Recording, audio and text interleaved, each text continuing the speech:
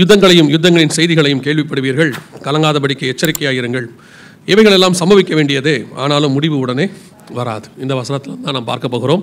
கண்களை மூடுவோம். நல்ல தகப்பனே, எங்கள் சர்வ வல்லமை உள்ள ஆண்டவரே, இந்த அருமையான வேலைக்காக உமக்கு ஸ்தோத்திரம். உடைய வார்த்தை நிமித்தம் நாங்கள் கூடி வருவது எத்தனை பெரிய சந்தோஷம் ஆண்டவரே. எடுபடாத நல்ல பங்கு உடைய பாதத்தில் இருக்கிறது என்று நாங்கள் பார்க்கிறோமே. அந்த பங்கை பிட்டு தருகிற தேவனாய் இருக்கிறீர். இப்பொழுதும் வந்திருக்கிற ஒவ்வொருத்தரோடும் கர்த்தர் நீர் பேசுவீராக, இடைபடுவீராக. உடைய வானத்தின் மன்னாவை பிட்டு எங்களுக்கு தருவீராக. ஆண்டவரே, ஜெயம் கொள்ளுகிறவன் எவனோ அவனுக்கு மறைவான மன்னாவை தருவேன் என்று வாக்குத்தத்தம் பண்ணினவரே, இந்த காலை வேளையில் நீர் எங்களுக்கு அப்படி தர வேண்டுமாய் நாங்கள் செபிக்கிறோம். கிருபையுள்ள கரத்தில் எங்களை தாழ்த்துகிறோம். வந்த ஒவ்வொருத்தரோடும் பேசுங்கப்பா. எங்கள் ஆண்டவர் இயேசு கிறிஸ்துவின் நாமத்தில் ஒப்பு கொடுத்து ஜெபிக்கிறோம், ஜீவனுள்ள நல்ல பிதாவே. அல்லேலூயா. மத்தேயு எழுதின சுவிசேஷம் 24ஆம் அதிகாரம் 3வது வசனத்தில் இயேசு கிறிஸ்துவின் வருகைக்கான அடையாளங்களை சீஷர்கள் கேட்கிறார்கள். அதற்கு அடையாளங்களாக இயேசு நிறைய காரியங்களை சொல்லிக்கொண்டே வருகிறார். அதில் அந்த 2வது அடையாளமாக, அதில் ஒரு 7 அடையாளம் இருக்கும் வருகைக்கு முன்னாடி.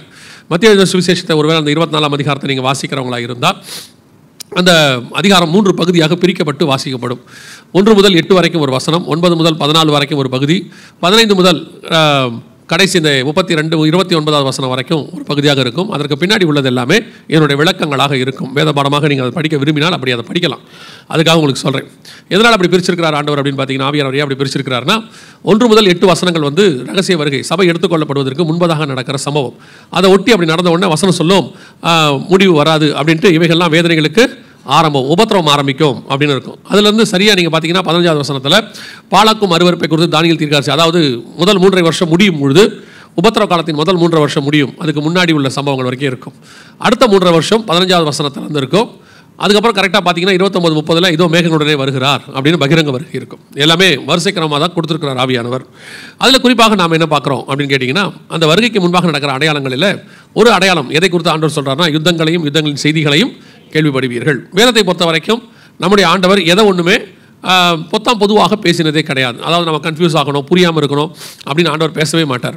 நம்ம ஆண்டவர் வந்து நமக்கு புரியறதுக்காக தான் வேதத்தை கொடுத்துருக்கிறார். நம்ம புரிஞ்சிக்க கூடாதுன்னு ஒரு புக்கு அவர் என்ன செய்யலை. சிலர்லாம் வெளிப்படுத்தின விஷயத்தை சொல்லும்போது சொல்லுவாங்க, ஐயோ அந்த புக்கு புரியவே இல்லைங்க, ரொம்ப கடினமாக இருக்குன்னு. ஆண்டவர் கடினமாலாம் தரவே இல்லை.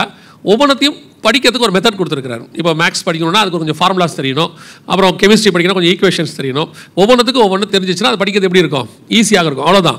அதை ஃபார்முலா மனப்பாடம் பண்ண முடியாதவனுக்கு தான் மேக்ஸ் கஷ்டமாக இருக்கும். மேக்ஸ் ரொம்ப கஷ்டம் அப்படிம்பா. அதே ஒரு சிலர் பார்த்தீங்கன்னா அதே 100 மார்க் எடுப்பாங்க. அந்த மாதிரி தான் அதை படிக்கிற விதத்தை கொஞ்சம் இன்ட்ரெஸ்ட்டோட நம்ம புரிஞ்சுக்கிட்டோம்னா ஈஸியாக படிக்க முடியும். அதில் குறிப்பாக ஆண்டவர் கொடுக்குற இந்த வேத வசனங்கள் எல்லாமே எது ஒன்றுமே நம்ம புரிஞ்சிக்க கூடாதுன்னு ஆண்டவர் கொடுக்கவே இல்லை, புரிஞ்சுக்கணும் தான் கொடுத்துருக்காரு. நான் இன்னும் ஒருபடி மேலே போய் சொல்லுவேன், நம்ம அளவில் நம்ம புரிஞ்சுக்கணுன்றதுக்காக தேவன் இறங்கி வந்து கொடுத்துருக்கிறார். அவர் ஞானத்தோட பேசியிருந்தாருன்னா நமக்கு சுத்தமாக புரியவே புரியாது. அவர் நமக்கு புரிகிற அளவுக்கு தான் அவருடைய எந்த காரியத்தை கொடுத்துருக்கிறார். அப்போது இந்த யுத்தங்களையும் யுத்தங்களின் செய்திகளையும் நீங்கள் கேள்விப்படுவீர்கள் அப்படின்னா எந்த யுத்தத்தை குறித்து சொல்லுகிறார்? பொதுவாக ஏன்னு சொன்னால், யுத்தத்தை ஆராய்ச்சி செய்யக்கூடிய வல்லுநர்கள் என்ன சொல்கிறாங்க அப்படின்னா, இயேசு பரமேறி போனதுலேருந்து முதல் நூற்றாண்டுலேருந்து இது வரைக்கும் பெரிய யுத்தங்கள் அப்படின்னு சொல்லுவாங்க. பெரிய யுத்தம்னா லட்சக்கணக்கில் ஜனங்கள் செத்து போனது, அந்த யுத்தத்தில் மாண்டு போனது. அந்த யுத்தங்கள் மட்டுமே ஒரு 3000லேருந்து 4000 வரைக்கும் நடந்திருக்குதான் இந்த 2000 வருஷத்துக்குள்ள. சின்ன யுத்தங்களுக்கு கணக்கே இல்லை, அதாவது கொஞ்சமாக சின்ன அளவில் நடந்த யுத்தங்களுக்கு. ஸோ இவ்வளோ யுத்தங்கள் நடக்கும் பொழுது எந்த யுத்தத்தை இயேசு சொல்லுகிறார் அப்படின்னு கேட்டிங்கன்னா, கடைசி காலத்தில் நடக்க வேண்டிய யுத்தம். ஏன்னா அவங்க கேட்குறது உடைய வருகைக்கும் உலகத்தின் முடிவுக்கும் அடையாளம் என்ன? அப்போ கடைசி காலத்தில் நடக்க வேண்டிய யுத்தம்னு ஏதாவது இருக்குதா வேதத்தில் அப்படின்னு பார்த்தீங்கன்னா, வாசிங்க எசேக்கியேல் புஸ்தகம் 38ஆம் அதிகாரம் 8வது வசனத்தை வாசிங்க. எல்லாருமே அந்த எசேக்கியேல் 38ஆம் அதிகாரத்துக்கு திருப்பி கொள்ளுங்க பார்ப்போம். எசேக்கியேல் 38:8 வாசிங்க. அநேக நாட்களுக்கு பிற்பாடு நீ விசாரிக்கப்படுவாய். அநேக நாட்களுக்கு பிற்பாடு நீ விசாரிக்கப்படுவாய். பட்டயத்துக்கு நீங்களாகி பற்பல ஜனங்களிலிருந்து சேர்த்துக் கொள்ளப்பட்டு வந்தவர்களின் தேசத்தின் கடைசி வருஷங்களிலே வருவாய். நெடுநாள் பாழாய் இருக்கட்டும். நம்ம அதுக்கப்புறம் வாசிக்கலாம். கடைசி வருஷங்களிலே நீ வருவாய் அப்படின்னு இருக்கு. அப்போ கடைசி வருஷத்தில் நடக்க வேண்டிய யுத்தம் இந்த யுத்தம் என்று வசனம் தெளிவாய் சொல்லுகிறது. இன்னும் கொஞ்சம் கன்ஃபர்மேஷனுக்காக 16வது வசனத்தை வாசிங்க. அதில் எசேக்கியேல் 38:16. நீ தேசத்தை கார்மேகம் போல் மூட என் ஜனமாகிய இஸ்ரவேலுக்கு விரோதமாக எழும்பி வருவாய். கடைசி நாட்களிலே இது சம்பவிக்கும். ஒரு தடவைக்கு 2 தடவை அந்த அதிகாரத்தில் ஆண்டவர் சொல்றாரு, இந்த யுத்தம் எப்போ நடக்கும்? கடைசி நாட்களில், கடைசி வருஷங்களிலே நீ வருவாய். மிக தெளிவாக இருக்கு. யாருக்கு விரோதமாக இந்த யுத்தம் நடக்கும் அப்படின்னு கேட்டிங்கன்னா, இஸ்ரவேலுக்கு விரோதமாக நடக்கும் அப்படின்னு இருக்கு. அப்போ இஸ்ரவேல் தேசம் அப்படின்னு ஒன்று வந்ததே இன்னிலிருந்து ஒரு 76 வருஷத்துக்கு முன்னாடி தான். அதுக்கு முன்னாடி இஸ்ரவேல் ஒரு தேசமே 2000 வருஷமா இல்லை, அப்படி ஒரு தேசமே பூமியில் இல்லை. அவங்க சிதறி போயிருந்தாங்க. அந்த தேசம் பாலஸ்தீனமாக இருந்தது, அது துருக்கியின் வசம் இருந்தது, அது துருக்கியோடைய ஒரு பார்ட், அவ்வளோதான். அதுக்கு முன்னாடி பார்த்தீங்கன்னா ரோமர்கள்ட்ட இருந்துச்சு, அது அவங்க கையில் ஒரு பார்ட்டாக இருந்தது. அதுக்கு முன்னாடி பார்த்தீங்கன்னா சொன்னால் கிரேக்கர்களிடத்தில் இருந்துச்சு, அவங்களுடைய பகுதியில் ஒரு பார்ட். அதுக்கு முன்னாடி மேதிய பெர்ஷியர்கள், அதுக்கு முன்னாடி பாபிலோனியர்கள். இப்போ நீங்கள் பார்த்தீங்கன்னா இந்த இஸ்ரவேலுங்கிற தேசம் கிட்டத்தட்ட ஒரு 2700 வருஷமாக இல்லை, அப்படி ஒரு தேசமே கிடையாது இந்த பூமியில். எல்லாமே அதுக்கு வெவ்வேறு பேர் தான், இன்னொருத்தருடைய கண்ட்ரோல் கீழே இருந்துச்சு. அப்படி இருக்கும்போது இந்த தேசத்தின் கடைசி வருஷங்களில் நீ வருவாய்னா முதல்ல அந்த தேசம் வரணும். அப்படி ஒரு தேசம் இருக்கணும் இல்லையா யுத்தத்துக்கு? அது இருந்தால் தானே அந்த யுத்தமே பண்ண முடியும். அப்போ அந்த தேசம் ஒன்று வந்துருச்சுனாலே நம்ம கடைசி வருஷத்துக்கு வந்துட்டோம்னு அர்த்தம். அதுலேயும் கரெக்டாக ஒரு வார்த்தை அழகாக யூஸ் பண்ணுவார் 38:8 ஆவியானவர். பற்பல ஜனங்களிலிருந்து சேர்த்து கொள்ளப்பட்டு வந்தவர்களின் தேசத்தில் கடைசி வருஷங்களிலே வருவாய். அப்படி தானே இருக்குது. எங்க வாசிக்கிறவர்? அநேக நாட்களுக்கு பிற்பாடு விசாரிக்கப்படுவாய், பட்டயத்துக்கு நீங்களாகி பற்பல ஜனங்களிலிருந்து சேர்த்துக் கொள்ளப்பட்டு பற்பல ஜனங்களிலிருந்து சேர்த்துக் கொள்ளப்பட்டு இஸ்ரவேல் ஜனங்க இதுவரைக்கும் 3 தடவை தங்கள் சுய தேசத்துக்கு வந்திருக்கிறாங்க. முதலாவது எகிப்திலிருந்து வந்தாங்க, நம்ம எல்லாருக்கும் தெரியும். அது வந்து மோசேயின் தலைமையில் அவங்க புறப்பட்டு வந்தாங்க. அப்போ வந்தது எகிப்திலிருந்து தான் அவங்க வந்தாங்க. ரெண்டாவது மேதிய பெர்ஷிய சாம்ராஜ்ய காலத்தில் செருபாபேல் ஆலயம் கட்ட வராரு, இதுவும் நமக்கு தெரியும், ஆண்டவர் தான் அனுப்பி வைக்கிறார். அப்போ வரும்போதும் அவங்க செருபாபேல் தலைமையில் வந்தாங்க, மேதிய பெர்ஷிய சாம்ராஜ்யத்திலிருந்து தான் வந்தாங்க.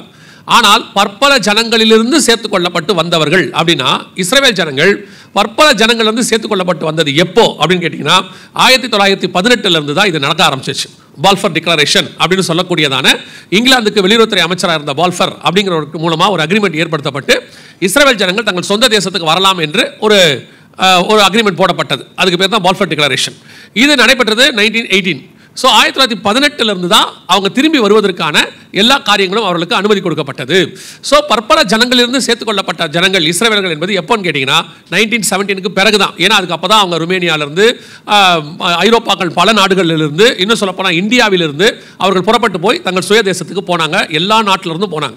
ஸோ இந்த வார்த்தை பற்பல ஜனங்களிலிருந்து அப்படிங்கிறது இந்த ட்ரிப் தான் நிறைவேறிச்சு. இது நடைபெற்றது 1917 பிறகு. இப்போ நம்ம கண்ணுக்கு முன்னாடி இஸ்ரவேல் தேசம் வந்துருச்சு. ஸோ இவங்க வந்ததே கடைசி காலம். நீங்கள் இன்னும் கூட ஒரு படி மேலே போய் பார்த்துக்கணும்னா இஸ்ரவேல் ஜனங்கள் வர்றது தான் கடைசி காலத்துக்கான அடையாளம். ஓசியா 3:5 நம்ம வாசித்தோம், நேற்று கூட நம்ம பார்த்தோம். ஸோ ஆண்டவர் சொன்னபடி இப்போ இந்த யுத்தங்களின் செய்திகளை கேள்விப்படுவீர்கள் என்பதற்கான ஒரு டீம் ஃபார்ம் ஆயிடுச்சு. இஸ்ரேல் அப்படிங்கிற நாடு வந்துருச்சு. 2000 வருஷமா இல்லாத நாடு இப்போ வந்துருச்சு. சரி, இவங்களுக்கு அகைன்ஸ்டா நீ வருவாய்னு சொன்னாரு. யார் வருவா? அதான் ரொம்ப முக்கியம். அகைன்ஸ்டா ஆண்டவர் சொல்றாரு நீ வருவாய் அப்படின்னு சொல்றாரு. யார் அகைன்ஸ்டா இஸ்ரவேலுக்கு வருவா அப்படின்னு கேட்டா வாசிங்க எசேக்கியேல் புத்தகம் 38 அதிகாரம் 2வது வசனத்தை வாசிங்க. எசேக்கியேல் 38:2 வாசிங்க. மனுபுத்திரனே, மேசேக் தூபால் ஜாதிகளின் தலைமையான அதிபதியாகிய மாகோகு தேசத்தானான கோகுக்கு எதிராக நீ உன் முகத்தை திருப்பி. ஏதாவது புரியுதா? அதுல அவர் வாசிச்சதுல ஏதாவது புரிஞ்சுதா? மனுபுத்திரனே, மேசேக் தூபால் ஜாதிகளின் தலைமையான அதிபதியாகிய மாகோகு தேசத்தான் ஆகிய கோகுக்கு எதிராக நீ உன் முகத்தை திருப்பி. படிக்கும்போது எப்படி இருக்கு? அந்நிய பாஷை பேசுகிற மாதிரி இல்லை? நீங்கள் இதுக்கு முன்னாடி இந்த வசனத்தை படிச்சிருக்கிறீங்களா? நம்ம ஏன் அங்கெல்லாம் போகிறோம்? நம்ம ஏன் எசேக்கியேலுக்கு போகிறோம்? நம்ம போய் பார்க்க வேண்டியது ஏசாயாவை தானே. அங்கே தானே வாக்குத்தத்தம் இருக்குது. எசேக்கியேல் எங்கே வாக்குத்தத்தம் இருக்குது இல்லையா? அப்போ இதை பார்க்கும்போது நமக்கு யாரை பற்றி சொல்லியிருக்கு, எதை பற்றி சொல்லியிருக்கு அப்படின்னு கேட்டிங்கன்னா எல்லாமே இப்போ நம்ம கூட இருக்கிற நாடுகள், தற்போதைய நம்ம கூட இருக்கிற நாடுகளை பற்றி தான் கர்த்தர் என்ன செஞ்சிருக்கிறாரு, பேசியிருக்கிறாரு. சரி, இப்போ இந்த நாடுகள் எதுன்னு அவங்களுக்கு சொன்னா உடனே நீங்கள் எப்படி சொல்கிறீங்க அப்படின்னு கேட்டுருவீங்க. அதுக்கு முன்னாடி இவங்க எங்கேருந்து வருவாங்கன்னு சொல்கிறாரு. அப்போ அந்த இடத்த பிளேஸை சொல்லிட்டா அப்போ அந்த நாட்டுடைய பேர் தான் இதுன்னு சொல்லும் போது உங்களுக்கு கொஞ்சம் புரிஞ்சிக்கிறதுக்கு ஈஸியாக இருக்கும். எசேக்கியேல் 39:2 வாசிங்க பார்ப்போம். எசேக்கியேல் 39:2. நான் உன்னை திருப்பி உன்னை 6 துறடுகளால் இழுத்து உன்னை வடப்புறங்களிலிருந்து எழுப்பவும் இஸ்ரவேல் மலைகளில் வரவும் பண்ணி. நல்லா கவனிங்க, அங்க வசனம் என்ன சொல்லுது? உன்னை திருப்பி வடப்புறங்களிலிருந்து எழும்பவும் அப்படின்னு இருக்கு. இஸ்ரவேல் தேசத்தினுடைய வடப்புறத்தில் இருக்கக்கூடியதான ஒரு நாடுகளை குறித்து அங்கே சொல்லப்பட்டிருக்கு. குறிப்பா தலைமையான அதிபதியாகிய கோகே அப்படின்னு 38:2 இருக்கு. யாரை குறித்து சொல்லப்பட்டிருக்கிறது? வடப்புறத்தில் இருக்கிற எந்த தேசம்? மேசேக் தூபால் ஜாதிகளின் தலைமையான அதிபதியாகிய அப்படின்னு இருக்கு. ஒரு 2 ட்ரைப்ஸை பற்றி பேசுகிறாரு. Meshech Tubal. தூபாலுங்கிறது ஒரு ட்ரைப்னா ஒரு இனம். உங்களுக்கு தெரியும் நினைக்கிறேன். இந்தியாவுடைய வடபுறத்தில் இமாச்சல் பிரதேஷ் இருக்குது, தெரியுமா உங்களுக்கு? அதெல்லாம் உங்களுக்கு எல்கேஜிலே சொல்லி கொடுத்துருப்பாங்க எல்லைகளை பற்றி இல்லை? அந்த தூபால் அப்படின்னு சொல்லக்கூடிய ஒரு இனம் வந்து இமாச்சல் பிரதேஷில் இப்போவும் இருக்காங்க. ஒரு சில வருஷங்களுக்கு முன்பாக இமாச்சல் பிரதேஷுக்கு முதலமைச்சராக இருந்த ஒரு பேர் தூபால். தூபாலுங்கிறது அவருடைய பேரே. அங்கே ஒரு இனம் இருக்குது, தூபால் இருக்குது. இது வந்து எங்கே இருக்குன்னு கேட்டிங்கன்னு சொன்னால் நோவாவுடைய பேர பசங்க இருக்காங்க இல்லையா, சேம் காம் யாபேத் பசங்களுடைய கானான் இவங்கெல்லாம், அதில் வரக்கூடிய ஒரு இனம் தான் தூபால். இதெல்லாம் பைபிளில் உள்ள பேர் தான். பட் இவங்களை போய் சொன்னோம்னா பைபிளில் இருக்குன்னு ஒத்துக்கலாம் மாட்டாங்க. இப்போ நீங்கள் இமாச்சல பிரதேச முதலமைச்சர்கிட்ட போய் அந்த காலத்தில் நீங்கள் இந்த பைபிளில் உள்ள பேர் தான் சொன்னால் ஒத்துக்க மாட்டார்னு வச்சுக்கோங்களேன். ஆனால் பைபிளில் உள்ள பேர் தான் தூபால். அவர் வடபுறத்தில் இருக்குது. அதுவும் பார்த்தீங்கன்னா இமாச்சல பிரதேஷ் இந்தியாவுக்கு வடக்கு பக்கத்தில் தான் இருக்கும். ஸோ இந்த தூபால் என்கிற மேசேக் தூபால் அப்படிங்கிறதுனால ஒரு இனத்தின் அல்லது எல்லாத்தினுடைய சீஃபாக இருக்கக்கூடிய ஒரு பேர் வந்து தமிழில் மாத்திரம் டிரான்ஸ்லேட் ஆயிடுச்சு, விடுபடலை. தலைமையான அதிபதின்னு இருக்கு இல்லையா, தலைமையான அதிபதி ஆகிய அப்படின்னு இருக்கு இல்லையா, அந்த பேரை வந்து டிரான்ஸ்லேட் பண்ணால் அவன் தான் சீஃப் பிரின்ஸ் அப்படின்னு இருக்கும். ஆனால் உண்மையிலேயே அதுக்கு ஒரு பேர் இருக்குது. அந்த பேரை அவங்க டிரான்ஸ்லேட் பண்ணிட்டாங்க. இங்கிலீஷ் வேதாகமத்தை கையில் வச்சிருக்கிறவங்க யாராவது இருக்கீங்களா? NKJV வெர்ஷன் வச்சுருக்கீங்களா? ஆங்கில வேதாகமம் வச்சுருக்கிறவங்க யாராவது இருக்கிறீங்களா? நாங்கள் தமிழே கொண்டாட மாட்டோம். NIV வேண்டாம். NIV நம்ம படிக்கவே கூடாது, அதில் நிறைய பிரச்சனைகள் இருக்கு. சரி, NKJV இருக்கா? Does anybody have? Yes. வாசிங்க பாப்போம். Son of man, set your face against Gog of the land of Magog, the prince of Rosh. The prince of Rosh. The Roshங்கிற வார்த்தை பாருங்களேன், தமிழில் இல்லை. The chief prince of Rosh அப்படின்னு இருக்கும். தமிழில் வந்து அந்த ரோஷ்ங்கிற வார்த்தை இருக்காது. மலையாளத்தில் இருக்கும், மலையாள வேதாகமத்தில் இருக்கும், மராத்தியில் இருக்கும், ஹிந்தியில் கூட இருக்கும். ஆனால் தமிழில் மட்டும் அந்த பர்டிகுலர் வேர்டு ரோஷுங்கிற வேர்டு இருக்காது. அதை அவங்க டிரான்ஸ்லேட் பண்ணிட்டாங்க, அவ்வளோதான். வேர்டு இல்லைன்னு இல்லை. இப்போ இயேசுங்கிற பேரை வந்து நம்ம என்ன செஞ்சிடக்கூடாது, யேசுவாவை வந்து டிரான்ஸ்லேட் பண்ணி ரட்சகர்னு போட்டால் இயேசுங்கிற பேர் வராது இல்லை, ரட்சகர்னு வந்துடும்ல. அந்த மாதிரி தான் உங்களுக்கு சொல்கிறேன். ஸோ அப்போது அந்த ரோஷுங்கிற வார்த்தை, இந்த ரோஷ் அப்படிங்கிறது வந்து மலையாளத்தில் ரோஷே அப்படின்னு இருக்கும், இல்லை ரூஷேன்னு இருக்கும் மலையாளத்தில். மூல பாஷையில் வந்து ருஷே அப்படின்னு இருக்கும். ஸோ இந்த வடபுறத்தில் இருக்கக்கூடிய எழும்பி வரக்கூடியதான ஒரு தேசம், அது 2 பகுதிகளுக்கு தலைமையாக இருக்குது, மேசேக் தூபால். இது 2 என்ன, யாரை பற்றி சொல்லப்பட்டிருக்கு? ஃப்ரம் த நார்த்தன் ப்ராவின்ஸ் அப்படின்னு இருக்கும், நார்த்தன் சைடு அப்படின்னு இருக்கும் டிரான்ஸ்லேஷனில். எழும்பி வர வேண்டிய, இஸ்ரவேலுக்கு விரோதமாய் எழும்பி வர வேண்டிய தேசம் எது அப்படின்னு பார்த்தீங்கன்னா, இந்த ருஷே அப்படிங்கிறது வந்து ரஷ்யாவை குறிக்கிறதான வார்த்தை. இந்த ரஷ் அப்படிம்பாங்க, ருஷ்ம்பாங்க. ஸோ அந்த ரஷ்யாவுடைய வார்த்தையை தான் அந்த இடத்துல கொடுக்கப்பட்டிருக்கு, வடபுறத்தில் உள்ள தேசம். ரஷ்யா வந்து 2 காண்டினென்ட்லையும் இருக்கக்கூடிய ஒரு நாடு. யூரோப்லையும் இருக்கும், ஏஷியாவிலையும் இருக்கும். யூரோப்பில் பார்த்தீங்கன்னு சொன்னால் மாஸ்கோன்னு ஒன்று இருக்கும், அதான் மேஷாக். அதே மாதிரி ஆசியா பகுதியில் பார்த்தீங்கன்னா டுபால்ஸ்க்குன்னு ஒரு பகுதி இருக்கும், அதான் தூபால். இமயமலை கொஞ்சம் மேலே போய் ரஷ்யாவோட கான்டாக்ட் பண்ணிங்கன்னா டுபால்ஸ்க்குன்னு இருக்கும், அது ஒரு துறைமுக பட்டணம். இந்த மேசேக் தூபால் இந்த 2த்துக்கும் தலைமையான அதிபதியாகிய ரோஷ். இந்த தேசம் தான் கடைசி வருஷங்களில் இஸ்ரவேலுக்கு விரோதமாக என்ன செய்யணும், எழும்பி வரணும் அப்படின்னு வசனம் சொல்லுது. ஆனால் என்ன ஆச்சரியம் கேட்டிங்கன்னா, இஸ்ரவேலை பற்றியும் ரஷ்யாவை பற்றியும் இந்த தீர்க்க தரிசனம் எசேக்கியேலில் உரைக்கப்பட்ட காலகட்டத்தில் ரஷ்யாங்கிறதான பெயர் பூமியில் கிடையாது. இஸ்ரவேல் என்கிற தேசம் அப்பொழுது தனி தேசமாக இல்லை, அது அடிமைத்தனத்துக்குள் இருக்கிறது, அது இன்னொரு நாட்டினுடைய ஒரு பகுதியாக இருக்கு. இஸ்ரவேல் என்கிற பெயரே கிடையாது. இந்த 2 பெயரும் இல்லாத காலத்தில் ஒரு தீர்க்க தரிசனம் உரைக்கப்படுது. இது 2 உங்களுக்கு அடையாளமாக இருக்கும். கடைசி வருஷங்களில், கடைசி நாட்களில் பற்பல ஜனங்களிலிருந்து சேர்த்துக் கொள்ளப்பட்ட இஸ்ரவேலுக்கும் வடபுறத்திலிருந்து எழும்பி வரக்கூடியதான ரஷ்யாவுக்கும் இந்த யுத்தம் நடக்கும் என்று வேதம் சொல்லுது. இத்தனை துல்லியமாக ஒரு தீர்க்க தரிசனத்தை உரைத்த புஸ்தகம் எனக்கு தெரிஞ்ச உலகத்தில் வேறொரு புஸ்தகம் இல்லவே இல்லை. அது பரிசுத்த வேதாகமம் மட்டுமே. அல்லேலூயா. பைபிள் சொல்லுது, இல்லாதவைகளை பெயர் சொல்லி அழைக்கிறதான ஒரு தேவன்.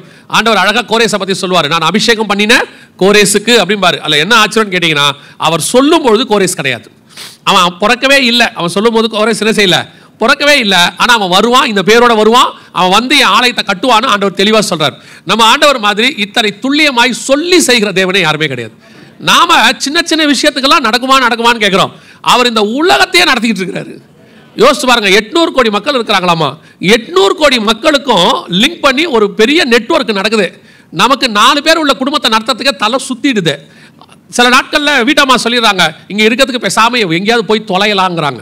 கணவர் நினைக்கிறாரு, வீட்டுக்கே போகாமல் எங்கேயாவது இப்படியே இருந்து டீ கடையில் பஜ்ஜி தின்னுக்கிட்டே இருந்தாலே போதும்னு நினைக்கிறார். வீட்டு பக்கமே வரமாட்டார். என்னன்னு கேட்டு பாருங்க, வீட்டுக்கு போனால் ஒரே தொல்லை. 2 பிள்ளைங்க, ஒரு மனைவி இல்லை ஒரு கணவன், இவ்வளோதான். இந்த 4 பேருக்கு நம்ம படுற பாடு அப்படி ஒரு பாடாக இருக்குது. கொஞ்சம் பேர் பொறுக்க முடியாமல் சாமியாரவே ஆயிட்டான். ஆனால் 800 குடும்பத்தை வச்சு ஆண்டவர், 800 கோடி குடும்பத்தை வச்சு ஆண்டவர் நடத்திக்கிட்டு இருக்கிறார். அவ்வளவு பேரையும் ஒரு நெட்வொர்க் வச்சு, அதனால தான் அவருக்கு பேர் தேவன். அல்லேலூயா. நாம இப்படி உட்காந்துக்கிட்டு இதுல ஆண்டவர் கேள்வி கேட்கறது, ஆண்டவர் இருக்கிறாரா இல்லையா, ஆண்டவர் இருந்தா இப்படிலாம் நடக்குமா? நான் எப்பவும் சொல்வேன், ஆண்டவருடைய இந்த ஜைஜாண்டிக் தன்மை ஒன்று இருக்கு, சர்வ வல்லமை உள்ள தேவன். அதை நம்ம இன்னும் முழுசா பார்க்கவே இல்லை. இன்னும் நம்ம என்ன செய்யல, முழுசா பார்க்கல. நம்ம இந்த சூரியனையும் சந்திரனையும் பார்த்துட்டு இதுக்கே பிரமிச்சிட்டோம். அவர் இந்த மாதிரி 200 கோடி வச்சிருக்காரா நட்சத்திரம், காஸ்மஸ் அந்த அளவுக்கு இருக்குதாமா. இதையெல்லாம் நம்ம படிச்சு முடிக்கிறதுக்கே இன்னும் பத்தாது. அதை அவர் உருவாக்கி வச்சிருக்கிறாரு, அதை அவர் ஒரு பேட்டர்ன் போட்டு வச்சிருக்கிறாரு, அதுக்கு ஒரு ஃபார்முலா போட்டு சுத்த விட்டுருக்கிறாரு, டோட்டலாக சுற்றிக்கிட்டு இருக்கேன். இவ்வளோத்தையும் ஆண்டவர் நடத்திட்டு இருக்கிறாரு. நம்ம தேவனை மாதிரி ஒரு தேவனை உலகத்தில் கிடையவே கிடையாது. அதனால தான் கர்த்தரை சமீபமாய் கொண்ட ஜனம் பாக்கியம் உள்ளது. அல்லேலூயா. நமக்கு இன்னும் நம்ம தேவனுடைய ஃபுல்லான அந்த பிக்சரே நமக்கு தெரியாது. நான் யோசிச்சு பாருங்க, வானம் அவரது சிங்காசனம், பூமி அவரது பாதப்படி. எவ்வளோ ஜெய்ஜாண்டிக் காட் பாருங்க. அவ்வளோ பெரிய ஆண்டவர் அப்படியே மரியாள் வைத்துக்கொள்ள இவ்வளோண்டா வந்து உட்காரணும் இல்லை? அந்த எக்ஸ்ட்ரீமுக்கும் போறாரு, இந்த எக்ஸ்ட்ரீமுக்கும் போறாரு. டைனாசரையும் படைச்சு பெருசாக்கிட்டாரு. கீழே இறங்கி போய் பார்த்தோம்னா எறும்பை விட சின்ன உயிரினமும் இருக்கு. அதையும் அவர் தான் படைச்சிருக்காரு, அதையும் அவர் தான் படைச்சிருக்காரு. நம்மால ஒரு ஏஐ டெக்னாலஜியில் ஒன்றை படைச்சு விட்டு இவன் ஆடுற ஆட்டம் இருக்கு பாருங்க. நாங்கள் அதை பண்ணிட்டோம், இதை பண்ணிட்டோம், உலகத்தை ஜெயிச்சிட்டோம். அது கடைசியாக நிலாவுக்கு ஸ்பேஸ் ஷட்டலில் போயிட்டு நிலாவில் இறங்கிட்டு அங்கே போயிட்டு வந்தவர் சொன்னார், அட்லாஸ்ட் கடைசியாக நாங்கள் நிலவுக்கும் வந்து விட்டோம், கடவுள் இல்லை. நிலவுங்கிறது பக்கத்தில் இருக்கு, நம்ம பூமிக்கு பக்கத்தில் இருக்குது, 3,66,000 கிலோமீட்டர் தூரத்தில் இருக்கு. அதை போயிட்டே நம்மால் சொல்லிட்டா கடவுள் இல்லைன்னு. அவர் அதையும் தாண்டி போறாரு. அங்கெல்லாம் இவங்களாம் போகவே முடியாதாமா, போகவே முடியாது. அப்படி ஒரு இடம் இருக்கு. அதான் நாம பரலோகத்துக்கு போன உடனே வசனம் சொல்லுது 7ஆம் அதிகாரத்தில் வெளிப்படுத்த விசேஷத்தில், ஆட்டுக்குட்டியான ஆதாரமே அவர் கண்ணீர் யாவையும். ஏன் நம்ம அழுகுறோம் பரலோகத்தில் போய் தெரியுமா? ஏன் தெரியுமா? நம்ம அவரை பற்றி இன்னும் ஒன்றுமே ஒரு 0.1% தான் தெரிஞ்சு வச்சிருக்கிறோம். உள்ளே போய் பார்த்தா பரலோகம் வேற மாதிரி இருக்கும். அங்கே நம்ம அழுவுறதுக்கு காரணம் என்னென்னா, எனக்கா இது, நானா உள்ளே வந்திருக்கேன், நான் நினச்ச ஆண்டவருங்கிறது ஏன் அறிவுக்கு எட்டின அளவுக்கு தான் பார்த்துக்கிட்டு இருக்கோம். இன்னும் அந்த நான் இப்போவும் நினைப்பேன், அந்த சர்வ வல்லமை உள்ள அந்த சர்வ வல்லமையை நம்ம இன்னும் என்ன செய்யலை, பார்க்கவே இல்லை. அந்த தேவன் நம்ம அளவுக்கு நமக்கு சொல்லி கொடுத்துட்டு இருக்கிறாரு. நான் இந்த அதிகாரங்கள்லாம் படிக்க ஒரே ஒன்று எனக்கு தெரிஞ்சுக்கிட்டே இருக்கும். எவ்வளோ பிரமிப்பு பாருங்கள், எவ்வளோ பெரிய காரியங்களை ரொம்ப சர்வசாதாரணமாக 4 லைனில் எழுதி கொடுத்துட்டு போயிட்டாரு. ரஷ்யா வரும், இஸ்ரேல் வரும், இவங்க பற்பல ஜனங்கள்லேருந்து வருவாங்க, அவன் வடக்கு பக்கத்துலேருந்து வருவான். இது நிறைவேறதுக்கு 2700 வருஷம் ஆயிருக்குது. 2700 வருஷத்துக்கு முன்னாடி சொல்லியிருக்காரு. அதோட பெரிய ஆச்சரியம் என்னன்னு கேட்டிங்கன்னா, இந்த ரெண்டும் ரஷ்யாவும் இஸ்ரேலும் ஒரே நேரத்தில் திரும்பி உலகத்துக்குள் வந்தாங்க. அதாவது 1917-18 வந்து பால்ஃபர் டிக்ளரேஷன். அதே காலகட்டத்தில் தான் ரஷ்யாவில் வந்து லெனின் அப்படிங்கிற ஒருத்தர் இருந்தார், விளாடிமிர் லெனின் அப்படின்னு. அவர் ரஷ்ய புரட்சி, அக்டோபர் புரட்சிம்பாங்க, அதை ஏற்படுத்தி USSR, union Soviet social republic அப்படிம்பாங்க, அதை ஃபார்ம் பண்ணார். அதுக்கு முன்னாடி அதுக்கு பேர் ஜார் மன்னர்கள் ஆட்சி. ரஷ்யான்னு ஃபார்ம் ஆனதே 1917 தான், பால்ஃபர் டிக்ளரேஷன் 1918குள்ள. ஸோ ரெண்டும் ஒரே காலகட்டத்தில் பூமிக்குள் வந்தது. ஆனால் இது ரெண்டும் வந்திருக்குதுன்றதுனால நமக்கு என்ன தெரியணும் தெரியுமா? we are in the end time. கடைசி காலத்தில் யுத்தம் செய்ய வேண்டிய 2 முக்கியமான நாடுகளும் வந்து சேர்ந்து விட்டது. நம் கண்களுக்கு முன்பாக கடைசி காலத்தில் இயேசு சொன்ன யுத்தங்களையும் யுத்தங்களின் செய்திகளையும் கேள்விப்படுவீர்கள் என்கிறதான தீர்க்க தரிசனம் நிறைவேற தொடங்கிருச்சு அப்படின்னு அர்த்தம். இதுல ரஷ்யாவுக்கு ஆதரவாக யார் யாரெல்லாம் இருப்பாங்க அப்படின்னு ஆண்டவர் சொல்லியிருக்கிறாரு. அந்த வசனத்தை வாசிங்க. 38ஆம் அதிகாரம் 5வது வசனம் வாசிங்க. அவர்களோட கூட பெர்சியரும். அவர்களோடு கூட இந்த பெர்ஷியாங்கிறது யாரை குறிக்குது? பெர்ஷியாங்கிறது எதை பற்றி சொல்லப்பட்டிருக்கு அப்படின்னு கேட்டிங்கன்னா, 1984 வரைக்கும் இப்பொழுது இருக்கக்கூடிய ஈரானுக்கு பெயர் தான் பெர்ஷியா. இப்பொழுது இருக்கிற ஈரானுக்கு பேர் தான் பெர்ஷியா.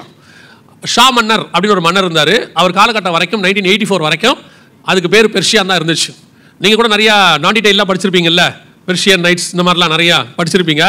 நம்ம ஊரில் கூட இந்த பெர்ஷியன் லாட்ஜெலாம் நிறைய இருக்குது. ஊட்டிக்கெலாம் போனீங்கன்னா பெர்ஷியன் லாட்ஜெலாம் பார்க்கலாம். பெர்ஷியான்றது ஒரு ஃபேமஸான ஒரு பெயர்.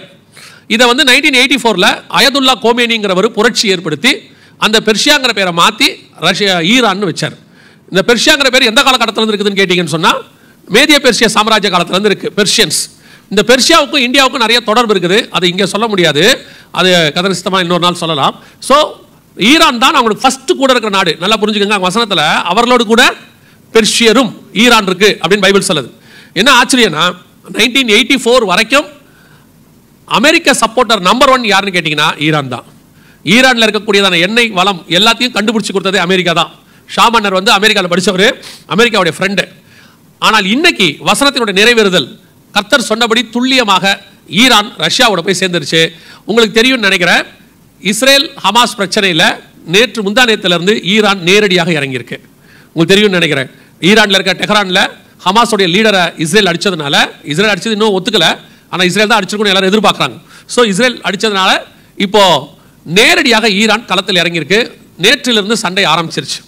வேதம் சொன்னபடி இந்த எசேக்கியேல் 38ஆம் அதிகாரத்தில் சொல்லப்பட்ட யுத்தத்தினுடைய மிக முக்கியமான தருணம் தொடங்கிடுச்சு. இப்போ இவங்களோடு கூட நல்லா கவனிங்க, இந்த ரஷ்யா, ஈரான், எத்தியோப்பியா, லிபியா எல்லாம் அங்கே கீழே இருக்கும். நீங்கள் பார்த்தீங்கன்னா வசனம் கொடுத்துருக்கோம். இவங்க எல்லாரோடு கூட ஆப்போசிட்ல யார் இருப்பா அப்படின்னு 13வது வசனம் சொல்லுது. வாசிங்க, எசேக்கியேல் 38:13 வாசி. சேபா தேசத்தாரும் தேதான் தேசத்தாரும் தர்ஷீஷின் வர்த்தகரும் அதனுடைய பாலசிங்கங்களான அனைவரும் உன்னை நோக்கி. தர்ஷீஷின் வர்த்தகரும் அதன் பாலசிங்கம். தர்ஷீஷ் அதோடைய பாலசிங்கம் குட்டிகள் அப்படின்னா தர்ஷீஷ் என்பது எதை குறிக்குது? தாய் சிங்கத்தை குறிக்கிறது. ஏன்னா அது தாய் சிங்கமாக இருந்தால் அதுக்கு என்ன இருக்கும்?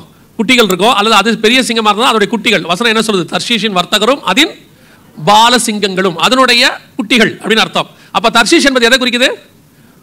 தாய் சிங்கமோ அல்லது தகப்பன் சிங்கமோ, அது வந்து சீஃப், அந்த சிங்கமாக இருக்கணும். அதோடைய குட்டிகள் எல்லாம் சிங்கம்னு இருக்கு. இது எதை பற்றி சொல்லப்பட்ட நாடு உங்களுக்கு தெரியும். யோனா நினிவேக்கு போக சொன்னா எங்கே போனார்? தர்ஷீஷுக்கு போனார் அப்படின்னு சொல்லி நமக்கு தெரிஞ்ச தர்ஷீஷ் அப்படிங்கிறது. இந்த தர்ஷீஷ் அப்படின்னு சொல்லப்படக்கூடிய இடம் எதுவாக இருக்கிறது அப்படின்னு கேட்டிங்கன்னா, ஐரோப்பாவில் இன்னைக்கு இருக்கக்கூடியதான இங்கிலாந்தும் அதை சுற்றி உள்ள பகுதிகள் தான் தர்ஷீஷ். இன்னைக்கு உங்களுக்கு தெரியும் நினைக்கிறேன், அந்த தர்ஷீஷோட இடம் இப்போ இங்கிலாந்தாக இருக்கிறது. உங்கள் ஆங்கிலோ சாக்சன் அப்படின்னு பேர் அவங்களுக்கு. இப்போ அதுக்கு இங்கிலாந்து பிரிட்டன் அப்படின்லாம் நம்ம நிறைய சொல்கிறோம்.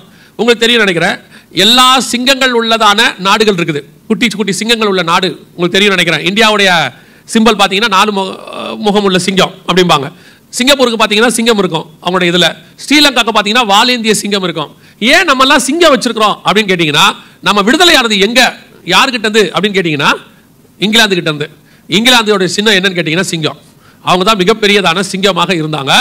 அவர்கிட்ட இருந்து அவர்களோடு கூட இருக்கக்கூடியதான அவங்க கிட்ட இருந்து உருவான நாடுகள் அப்படின்னு அர்த்தம். இவர்கள் எல்லாரும் ஒன்றாக சேர்ந்து இஸ்ரவேலுக்கு ஆதரவாக வரணும். இப்போவோ இந்த வாரில் இப்போ நீங்கள் பார்த்தீங்கன்னு சொன்னால் இங்கிலாந்துடையதான ராணுவ வீரர்கள் புறப்பட்டாங்க. இங்கிலாந்துடைய ராணுவ வீரர்கள் புறப்பட்டு ரஷ்யாவுடைய வார்ஷிப்பு யூகேக்காரங்க ரஷ்யாவுக்கு எதிராக வார்ஷிப் அனுப்பியாச்சு. புறப்பட்டு இப்போ எசேக்கியேல் 38:13 சொன்னபடி இன்றைக்கும் பார்த்தீங்கன்னு சொன்னால் அமெரிக்காவுக்கு ஈக்குவலாக இங்கிலாந்து உதவி செய்து கொண்டிருக்கிறது இஸ்ரவேலுக்கு. ஸோ இப்போ சொன்னபடி 2 டீம் ஃபார்ம் ஆயிடுச்சு. மிக முக்கியமான 2 டீம் ஃபார்ம் ஆயிடுச்சு. இந்த டீம் தான் 3ஆம் உலக யுத்தத்திற்கு மிக முக்கியமான அஸ்திவாரமாக இருக்கு. இவங்க யுத்தத்தை ஆரம்பித்து விட்டார்கள். அதான் ரொம்ப முக்கியம். நிறைய பேர் இனி 3ஆம் உலக யுத்தம் வரப்போகுதுன்னு சொல்லிட்டே இருந்தாங்க. நாங்கள் அக்டோபர் 7 சொன்னோம் இது 3ஆம் உலக யுத்தத்தை நோக்கி தான் போக போகுது அப்படின்னு சொல்லி. இப்போ ரீசெண்டாக ஒரு வாரத்துக்கு முன்னாடி பல சேனல்கள் என்ன சொல்ல ஆரம்பிச்சிருக்காங்கன்னா, நான் 3ஆம் உலக யுத்தத்துக்குள் இருக்கிறோமா, யுத்தம் ஆரம்பித்து விட்டதா அப்படின்லாம் சொல்லி கேட்க ஆரம்பிச்சிட்டாங்க. நல்லா தெரிஞ்சுக்கொள்ளுங்க, நாம வேதத்தில் சொன்ன மிக முக்கியமான யுத்த காலத்துக்குள் நுழைஞ்சிருக்கிறோம். ஆண்டவர் சொன்ன யுத்தங்களின் செய்திகளையும் கேள்விப்படுவீர்கள் என்கிற இடத்துக்கு நம்ம என்ன செஞ்சாச்சு, வந்தாச்சு. இதை கொஞ்சம் ஹிஸ்டரி மாதிரி இருந்தாலும் இந்த தீர்க்க தரிசனத்தை நீங்க தெரிஞ்சுக்கணும். ஏன்னா கரண்டா இப்போ இது போயிட்டு இருக்கு. ஸ்டில் நம்ம இதில் நடுவில் இருக்கிறோம். இப்போ நம்ம கண்ணுக்கு முன்னாடி போயிட்டு இருக்குது. 2 டீமும் ஃபார்ம் ஆயிடுச்சு. இந்த 2 டீமும் வந்து முதல்ல ரஷ்யாவும் இஸ்ரேலும் வந்துச்சு. இப்போ அவங்களோட ஃபார்ம் ஆக வேண்டிய டீமும் ஃபார்ம் ஆயிடுச்சு. இப்போ இவங்க ஏன் இந்த சண்டையை போட போறாங்கன்னு சொல்லி கிட்டத்தட்ட நம்முடைய ஆண்டவர் 2700 வருஷத்துக்கு முன்னாடி காரணங்கள் சொல்றார். அதுல 2 முக்கியமான காரணம் இருக்கு. வாசிங்க எசேக்கியேல் 38:13 வாசிங்க. எசேக்கியேல் 38:13. சேபா தேசத்தாரும் தேதான் தேசத்தாரும் தர்ஷீஷின் வர்த்தகரும் அதனுடைய பாலசிங்கங்களான அனைவரும் உன்னை நோக்கி, ரஷ்யாவை நோக்கி, உன்னை நோக்கி, நீ கொள்ளையிட அல்லவோ வந்திருக்கிறாய் என்றும் நீ சூறையாடி வெள்ளியையும் பொன்னையும் ஆஸ்தியையும் எடுத்துக்கொள்கிறதற்கும் ஆடுகளையும் மாடுகளையும் பிடிக்கிறதற்கும் மிகவும் கொள்ளையிடுகிறதற்கும் அல்லவோ உன்னுடைய கூட்டத்தை கூட்டினாய் என்றும் சொல்லுவார்கள். நல்லா தெரிஞ்சுக்கொள்ளுங்க. ரஷ்யா எதற்காக ரஷ்யா டீம் உன் கூட்டத்தை கூட்டினாய், எதற்காக கூட்டினாய் அப்படின்னு சொன்னா, கொள்ளையிட அல்லவோ கூட்டினாய் அப்படின்னு இருக்கு. இஸ்ரவேலுங்கிறது இந்த மேப்ல பாருங்களேன். இந்த இஸ்ரவேல் எவ்வளவு உங்க கண்ணுக்கு தெரியுதான்னு மட்டும் பாருங்க. இந்த மேப்ல பாத்தீங்கன்னா இஸ்ரவேல் உங்க கண்ணுக்கு தெரியுமான்னு பாருங்க. ஆனா மேல மஞ்சள் கலர்ல இருக்கிறது அத்தனையுமே ரஷ்யா. ஏறக்குறைய உலகத்துல 3ல் ஒரு பகுதி மேல ஃபுல்லா இருக்கிறது ரஷ்யா. அதுல இருக்கிறது உங்களுக்கு அதுல இஸ்ரவேலுங்கிறது கீழே இருக்க பாருங்க. அந்த கோடு கீழே வந்து ஒரு சின்ன டாட் இருக்கும், அதான் இஸ்ரேல். இவ்வளோ பெரிய நாடு ஏன் இஸ்ரவேலை கொள்ளையடிக்க வரணும்? அதான் கேள்வி. ஏன் இஸ்ரவேலை கொள்ளையடிக்க வரணும்? 1918 1990 வரைக்கும் ரஷ்யா மிகப்பெரியதான வல்லரசு. ரஷ்யாவுடைய வளம் எப்படி இருந்தது அப்படின்னு கேட்டீங்கன்னு சொன்னா, ரஷ்யா வந்து கம்யூனிஸ்ட் தேசம். அதனால டைம் ரொம்ப முக்கியம். அதனால கவர்மெண்ட் என்ன பண்ணுமா, எல்லா இடத்திலும் ஃபுட் வெண்டிங் மிஷின் அப்படின்னு சொல்லுவாங்க. அதாவது சாப்பாடு சாண்ட்விச் வச்சு வெஜ்ஜு சிக்கன் எல்லாம் சாண்ட்விச்லாம் வச்சு ஒரு மிஷின் அங்கே இருக்கும். ஒவ்வொரு தெரு முனையிலே இருக்குமா. அந்த இடத்துல நின்று ஒரு பட்டன் அமுக்குனா தேவையான சாண்ட்விச் வருமா. Full free. 1920s 30s நடந்த சம்பவம். Full free. காரணம், ஜனங்க வேலைக்கு போகும்போது சமைக்கிறதுக்கு லேட் ஆகக்கூடாதுன்னு அரசாங்கம் இந்த ஏற்பாடு பண்ணிருச்சு. ஆனால் அதில் என்ன பெரிய விஷயம்னா, ரஷ்யன்ஸ் ஜனங்க என்ன பண்ணுவாங்களாம், அதை ரோட்லேருந்து எடுத்து சாப்பிட்றதுக்கு அவமானமாக கருதுனாங்களாம். அரசாங்கம் கொடுக்குற இலவசமாக கொடுக்குறத அதை போய் வாங்குறது நமக்கு என்னது அவமானம், நம்ம காசு கொடுத்தா நம்ம வாங்கணும்ட்டு அதை எடுக்கவே மாட்டாங்களாம். 2 நாள் கழிச்சு அதை, ஏன்னா அது எக்ஸ்பைரி 2 நாள் ஆகிடும். 2 நாள் கழிச்சு வந்து பார்த்தா அந்த சாண்ட்விச் அப்படியே இருக்குமா. எடுத்து குப்பையில் கொட்டிட்டு புது சாண்ட்விச் வச்சுட்டு போமா கவர்மெண்ட். அந்த அளவுக்கு வளமிக்க நாடு தான் ரஷ்யா. அவ்வளோ தூரம் அவங்க வந்து இருந்தாங்க. ஆனால் 1990 மிகைல் கார்பச்சேவ் அப்படின்னு சொல்லி ஒரு பிரசிடென்ட் அங்கே வந்தார். அவர் வந்து பெரஸ்டோரிக்கா அப்படின்னு சொல்லி ஒரு சட்டத்தை கொண்டு வந்தார். வேற ஒன்றும் இல்லை, கம்யூனிஸ்டத்தை உடைச்சு மாறின உடனே ரஷ்யா துண்டு துண்டா போச்சு. யுஎஸ்எஸ்ஆர் இல்லை, ரஷ்யான் ஆயிடுச்சு. அதுலேருந்து நிறையா நீங்கள் பார்ப்பீங்க, தஜகிஸ்தான், உஸ்பெகிஸ்தான், இந்த இஸ்தான்லாம் வருது இல்லை, எல்லாம் அவங்ககிட்ட இருந்து வந்தவங்க தான். உக்ரைன் இவங்க எல்லாம் அங்கேருந்து வந்தவங்க. ஸோ எல்லாம் பிரிஞ்சு போச்சு, ரஷ்யாவுடைய வளமும் போயிடுச்சு. 1990s இந்த 2024 ரஷ்யாவுடைய நிலைமை மிக மோசமான நிலைமை. அதில் குறிப்பாக ஒரு 2010 அந்த காலகட்டத்தில் நீங்கள் பார்த்தீங்கன்னா ரஷ்யாவுடைய நிலைமை என்னன்னா, ரஷ்ய ராணுவ வீரர்களுக்கு சாப்பாட்டுக்கு வழி இல்லை, அரசாங்கத்தால் கொடுக்க முடியாமல் ஒரு லோஃப் பிரெட்னு சொல்லுவாங்க, ஒரு பிரெட் வாங்குறதுக்கு துப்பாக்கிகளை எடை போட்டு ராணுவ வீரர்கள் வாங்கி சாப்பிட்ட காலம் வந்துடுச்சு. அந்த அளவுக்கு தருத்திரம். அட் த சேம் டைம் இந்த பக்கம் இஸ்ரேலை பாருங்க, 1948 அவங்க நாடு ஃபார்ம் ஆகும்போது 1/3 பாலைவனம், அவங்க கிட்ட வளமே கிடையாது, ஜனங்க எல்லாம் உழைச்சாங்க. இன்னைக்கு உலகத்தின் பொருளாதாரத்தில் முதல் 10 நாடுகளுக்குள் இஸ்ரேல் இருக்கிறது.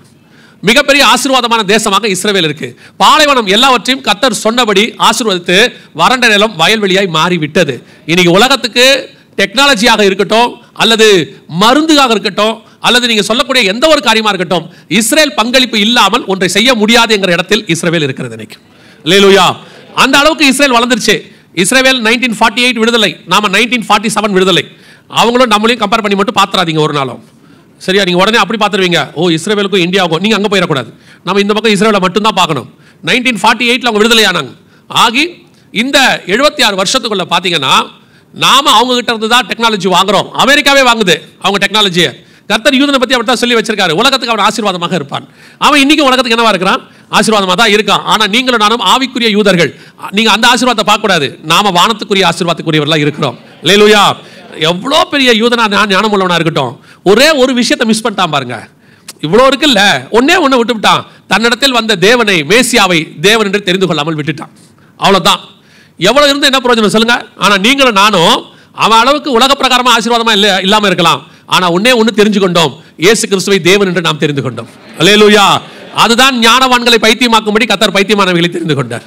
நம்ம இப்போ போட்டி எப்படி போடுறாங்க நம்ம ஆட்கள்னா, இந்த இஸ்ரேலுக்குலாம் போய் பார்த்துட்டு வராங்க. பார்த்துட்டு வந்தோன்னு நம்மளும் யூதர்களை மாதிரி மாறணும்னு. வேண்டாம், நம்ம யூதர் மாதிரி மாற வேண்டாம், நம்ம இயேசு மாதிரி மாறினா போதும். ரோமர் 8:29 அதான் சொல்லுது, குமாரனின் சாயலுக்கு ஒப்பா இருக்கும்படி அழைத்தார். நம்ம யூத சாயலுக்கு மாற வேண்டாம், இஸ்ரவேல் சாயலுக்கு மாற வேண்டாம். நம்ம ஆட்களே கொஞ்சம் பேருக்கு இஸ்ரவேல், நான் இஸ்ரவேலில் போய் ஹீப்ரூ படித்தேன், கிரீக் படிச்சேன்னா அவங்க கொஞ்சம் பெருமையாக நினச்சிக்கிறாங்க. அது படிக்கிறது ஒன்றும் பெருமை இல்லை, அது ஒரு நாலேஜ், இன்னொரு லாங்குவேஜை கற்றுக்கிட்டாங்க. ஆனால் நீங்களும் நானும் தேவனை தெரிஞ்சுக்கிட்ட பாருங்க, அதில் தான் முக்கியமான விஷயமே இருக்குது. இன்னைக்கு யூதர்களுக்கால் தெரிந்து கொள்ள முடியாதது, அவர்களுக்கு மறைக்கப்பட்ட சத்தியம், அவர்களுக்கு மறைக்கப்பட்ட வெளிச்சம் உங்களுக்கும் எனக்கும் கர்த்தர் கொடுத்திருக்கிறார். இருளில் இருக்கிற ஜனங்கள் பெரிய வெளிச்சத்தை கண்டார்கள். அல்லேலூயா. அது ஒரு பெரிய ஆசீர்வாதம். ஸோ இன்னைக்கு யூதர்கள் உலக பிரகாரமாக ஆசீர்வாதமாக இருக்கிறாங்க. இப்போ கூட ரீசெண்டாக ஒரு 4 வருஷத்துக்கு முன்னாடி, நான் சொன்னது ஒரு 2021-22 அவருடைய கடல் பகுதியில் மிகப்பெரியதான கேஸ் கண்டுபிடிச்சாங்க, நேச்சுரல் கேஸ். அதை எடுத்து தான் இப்போ அவங்க நிறைய சப்ளை பண்ணிட்டு இருக்காங்க, வளமிக்கவர்களாக மாறிட்டு இருக்காங்க. ஸோ அவர்களை கொள்ளையடிப்பதற்கான முகாந்தரம் ஒரு பக்கம் ரஷ்யா குறைவாக போயிட்டு இருக்கு, இன்னொரு பக்கம் இஸ்ரேல் ஆசீர்வாதமாக மாறிடுச்சு. இதுதான் ஒரு காரணமாக சொல்லப்படுது. ஆனால் மெயின் காரணம் அது அல்ல, வேறொரு காரியம் அதற்குள்ளே புதைந்திருக்கிறது. என்ன மெயின் காரணம்? வாசிங்க, எசேக்கியேல் 38:8 திருப்பி வாசிங்க பார்ப்போம். அநேக நாட்களுக்கு பிற்பாடு நீ விசாரிக்கப்படுவாய், பட்டயத்துக்கு நீங்களாகி பற்பல ஜனங்களிலிருந்து சேர்த்துக்கொள்ளப்பட்டு வந்தவர்களின் தேசத்தில் கடைசி வருஷங்களிலே வருவாய். நெடுநாள் பாழாய் கிடந்து பிற்பாடு ஜாதிகளிலிருந்து கொண்டு வரப்பட்டவர்கள் எல்லாரும் சுகத்தோടെ குடியிருக்கும் இஸ்ரவேலின் மலைகளுக்கு விரோதமாய் வருவாய். இஸ்ரவேலின் மலைகளுக்கு விரோதமாய் வருவாய். அவர்கள் எல்லாரும் அஞ்சாமல் குடியிருக்கும் போது இஸ்ரவேல் மலைகளுக்கு விரோதமாய் வருவாய் அப்படின்னு. இஸ்ரவேல் பர்வதங்கள் நிறைந்ததான ஒரு தேசம். ஏன்னா ஆண்டவர் சொல்றாரு, எருசலேமை சுற்றிலும் பர்வதங்கள் இருக்குமா போல இது முதல் கொண்டு உன் தேவனாகிய கர்த்தர் உன்னை சுற்றிலும் இருப்பார் அப்படின்னு வசனத்தில் இருக்கு. இஸ்ரவேலை சுற்றி நிறைய மலைகள் இருக்குது, நம்ம எல்லாருக்கும் தெரிஞ்ச விஷயம் தான். இதில் 2 முக்கியமான மலைகளுக்கு விரோதமாக தான் இப்போ யுத்தம் ஆரம்பிச்சிருக்கு. இந்த யுத்தம் ஆரம்பிச்சதே முதல்ல எந்த மலை அப்படின்னு கேட்டிங்கன்னா, டெம்பிள் மவுண்ட் என்று சொல்லக்கூடியதான, நீங்கள் இப்போ எருசலேமில் பார்க்கக்கூடியதான, இஸ்ரவேல்னு பார்த்தாலே ஒரு எருசலேமின்னு போட்ட உடனே உங்களுக்கு பார்த்தீங்கன்னா ஒரு கோல்டன் கலரில் இருக்க மாஸ்க் இருக்கக்கூடியதான ஒரு சிட்டி தெரியும். எல்லாரும் நம்ம வீடுகளில் கூட அதை வச்சிருக்கிறோம், நிறைய பேர் வச்சிருப்பாங்க, நான் இல்லை நிறைய பேர் வச்சிருப்பாங்க. அந்த ஒரு சிட்டியை ஒன்று வச்சிருப்பாங்க. என்னன்னு கேட்டால், எருசலேமை ஆண்டவர் ஒலிவமலையிலேருந்து பார்த்த அந்த இடத்த அவங்க மென்ஷன் பண்ணி வச்சிருப்பாங்க. ஸோ அந்த மிக முக்கியமான அந்த மாஸ்க் இருக்கிற இடம் எங்கன்னு கேட்டிங்கன்னா, டெம்பிள் மவுண்ட் அப்படிங்கிற இடத்துல தான் இருக்கு. இந்த டெம்பிள் மவுண்ட்டுக்கான சண்டை தான் இப்பொழுது ஆரம்பிச்சிருக்குது. அலெக்சா மாஸ்க் இருக்கிற இடத்த எடுக்கணும் அப்படின்னு சொல்லி ஹமாஸ் விரும்புகிறாங்க. அந்த இடத்த கொடுக்க மாட்டோம்னு சொல்லி இஸ்ரவேல் சொல்லுது. காரணம் என்னன்றதை நேற்று பார்த்தோம், ஒருவேளை நேற்று வராதவங்களுக்கு நான் சொல்கிறேன். அந்த டெம்பிள் மவுண்ட் இருக்கிற அந்த இடம் ஈசாக்கை பலியிட ஆபிரகாம் கொண்டு போன இடம், அது தாவீது காசு கொடுத்து ஓர்னான் கிட்ட வாங்கின இடம், அங்கே சாலமோன் தேவாலயம் கட்டின இடம். அந்த இடத்தில் தான் அவர்கள் 10ஆம் நூற்றாண்டில், இயேசு கிறிஸ்துவுக்கு பிறகு 1000 வருஷம் கழிச்சு 10ஆம் நூற்றாண்டில் அந்த மாஸ்க் கட்டப்பட்டது. அதுக்கு முன்னாடி ஒரு 900 வருஷத்துக்கு முன்னாடி கிபி 70 அந்த தேவாலயத்தை ரோமர்கள் இடிச்சு போட்டாங்க. டைட்டஸ் அப்படின்னு சொல்லக்கூடிய தீத்துராயன் அப்படின்னு சொல்றவர் தான் அதை இடிச்சு போட்டாரு. ஸோ அதுக்கப்புறம் 900 வருஷம் அங்கே ஒன்றுமே இல்லை, வெறும் இடமாக அது இருந்துச்சு. கர்த்தர் சொன்னபடி அது வனாந்தரமாய் மண்மேடாய் மாறிடுச்சு. ஸோ அந்த இடத்தை 10ஆம் நூற்றாண்டில் ஒரு மாஸ்க் கட்டப்பட்டது. இந்த ஒரு கட்டி 1000 வருஷம் ஆயிடுச்சு. இப்போ 2000வது வருஷம் அதை இஸ்ரவேல் கையிலிருந்து எடுக்கணும்னு அவங்க சொல்றாங்க. ஏன்னா எங்க மாஸ்க் இருக்கு, அந்த மலை எங்களுக்கு வேணும்னு அவங்க சொல்றாங்க. இல்லை, இது ஆபிரகாம் காலத்திலிருந்து எங்க மலை, இது எங்களுக்கு வேணும் அப்படின்னு இவங்க சொல்றாங்க. ஸோ இவங்க 2 பேரும் சேர்ந்து தான் அந்த மலைக்கு விரோதமாய் நீ வருவாய் என்கிறதான தீர்க்க தரிசனம். நல்லா கவனிச்சுக்கொள்ளுங்க. இந்த வசனம் சொல்லப்படுற காலகட்டத்தில் தேவாலயம் இடிக்கப்பட்டு விட்டது. யாரு? முதல் தேவாலயத்தை நேபுகாத்நேச்சார் இடிச்சிட்டார். அதுக்கப்புறம் தான் எசேக்கியேல் தீர்க்க தரிசனம். அந்த காலகட்டத்தில் சொல்லப்படுது, மலைக்கு விரோதமாய் ஒரு யுத்தம் தொடங்கும், இஸ்ரவேல் மலைகளுக்கு விரோதமாய் நீ வருவாய். யோசிச்சு பாருங்க எவ்வளவு துல்லியமா இன்னைக்கு மலைக்கு தான் இந்த யுத்தம் ஆரம்பிச்சிருக்கு. அக்டோபர் 7 அந்த நாங்கள் எடுப்போம்னு சொல்லி சொல்லப்பட்ட 2வது மிக முக்கியமான காரணம் அந்த மலைக்கு. இன்னொரு மலை இப்போ நேத்துல இருந்து அவங்க ஆரம்பிச்சிருக்காங்க யுத்தம். எங்கன்னு கேட்டீங்கன்னா கோலன் ஹைட்ஸ் அப்படின்னு சொல்லுவாங்க. சிரியா பார்டர்ல இருக்கக்கூடியதான இஸ்ரவேலுடைய எல்லை. பல நேரங்களில் உங்களுக்கு ஒரு உண்மை தெரிஞ்சுக்கணும். பல நேரங்களில் இந்த இஸ்ரவேல் அப்படிங்கிறது என்ன, எவ்வளோதான் அவங்க இடம், அவங்க மீடியாலலாம் சொல்லும் போது உங்களுக்கு என்ன சொல்லுவாங்கன்னா, அவங்க பாலஸ்தீனர்களை வந்து துரத்திட்டு அவங்களை அகதியாக்கிட்டு அந்த இடத்த இவங்க பிடிச்சிக்கிட்டாங்க அப்படின்னு சொல்லுவாங்க. நான் உங்களுக்கு சில வசனங்களை மட்டும் சொல்கிறேன், அதுக்கப்புறம் நீங்கள் புரிஞ்சுக்கோங்க விஷயம் என்னன்னு. ஆண்டவர் ஆபிரகாமுக்கு வாக்கு தத்தம் பண்ணின வசனத்தை வாசிங்க. ஆதியாகமத்தின் புஸ்தகம் 15ஆம் அதிகாரம் கடைசி 2 வசனத்தை வாசிங்க. ஏத்தியரும் பெருசியரும் ரெப்பாயீமியரும் எமோரியரும் கானானியரும் கிர்காசியரும் எபூசியரும் என்பவர்கள் இருக்கிறதுமான இந்த தேசத்தை உன் சந்ததிக்கு. அதுக்கு முன்னாடி உள்ள வசனத்தை வாசிங்க. அந்நாளிலே கர்த்தர் ஆபிரகாமோடு உடன்படிக்கை பண்ணி எகிப்தின் நதி துவக்கி ஐப்ராத் நதி என்னும் பெரிய நதி மட்டும் உள்ளதும் கேனியரும். இப்ப நல்லா கவனிங்க, 2 எல்லைகளை ஃபிக்ஸ் பண்றாரு. இந்த இடத்த நீங்க நல்லா கவனிச்சு பாருங்க. இதுல கர்த்தர் கொடுத்ததான மேப் இதுல இருக்கு. அவங்களுக்கு எதை ஆண்டவர் வாக்கு பண்ணாரு அப்படின்னு இருக்கு. இதுதான் அவங்களுக்கு பண்ண வாக்கு தத்தம். இந்த வாக்கு தத்தத்தை அவங்க சுதந்திரிக்கணும்னா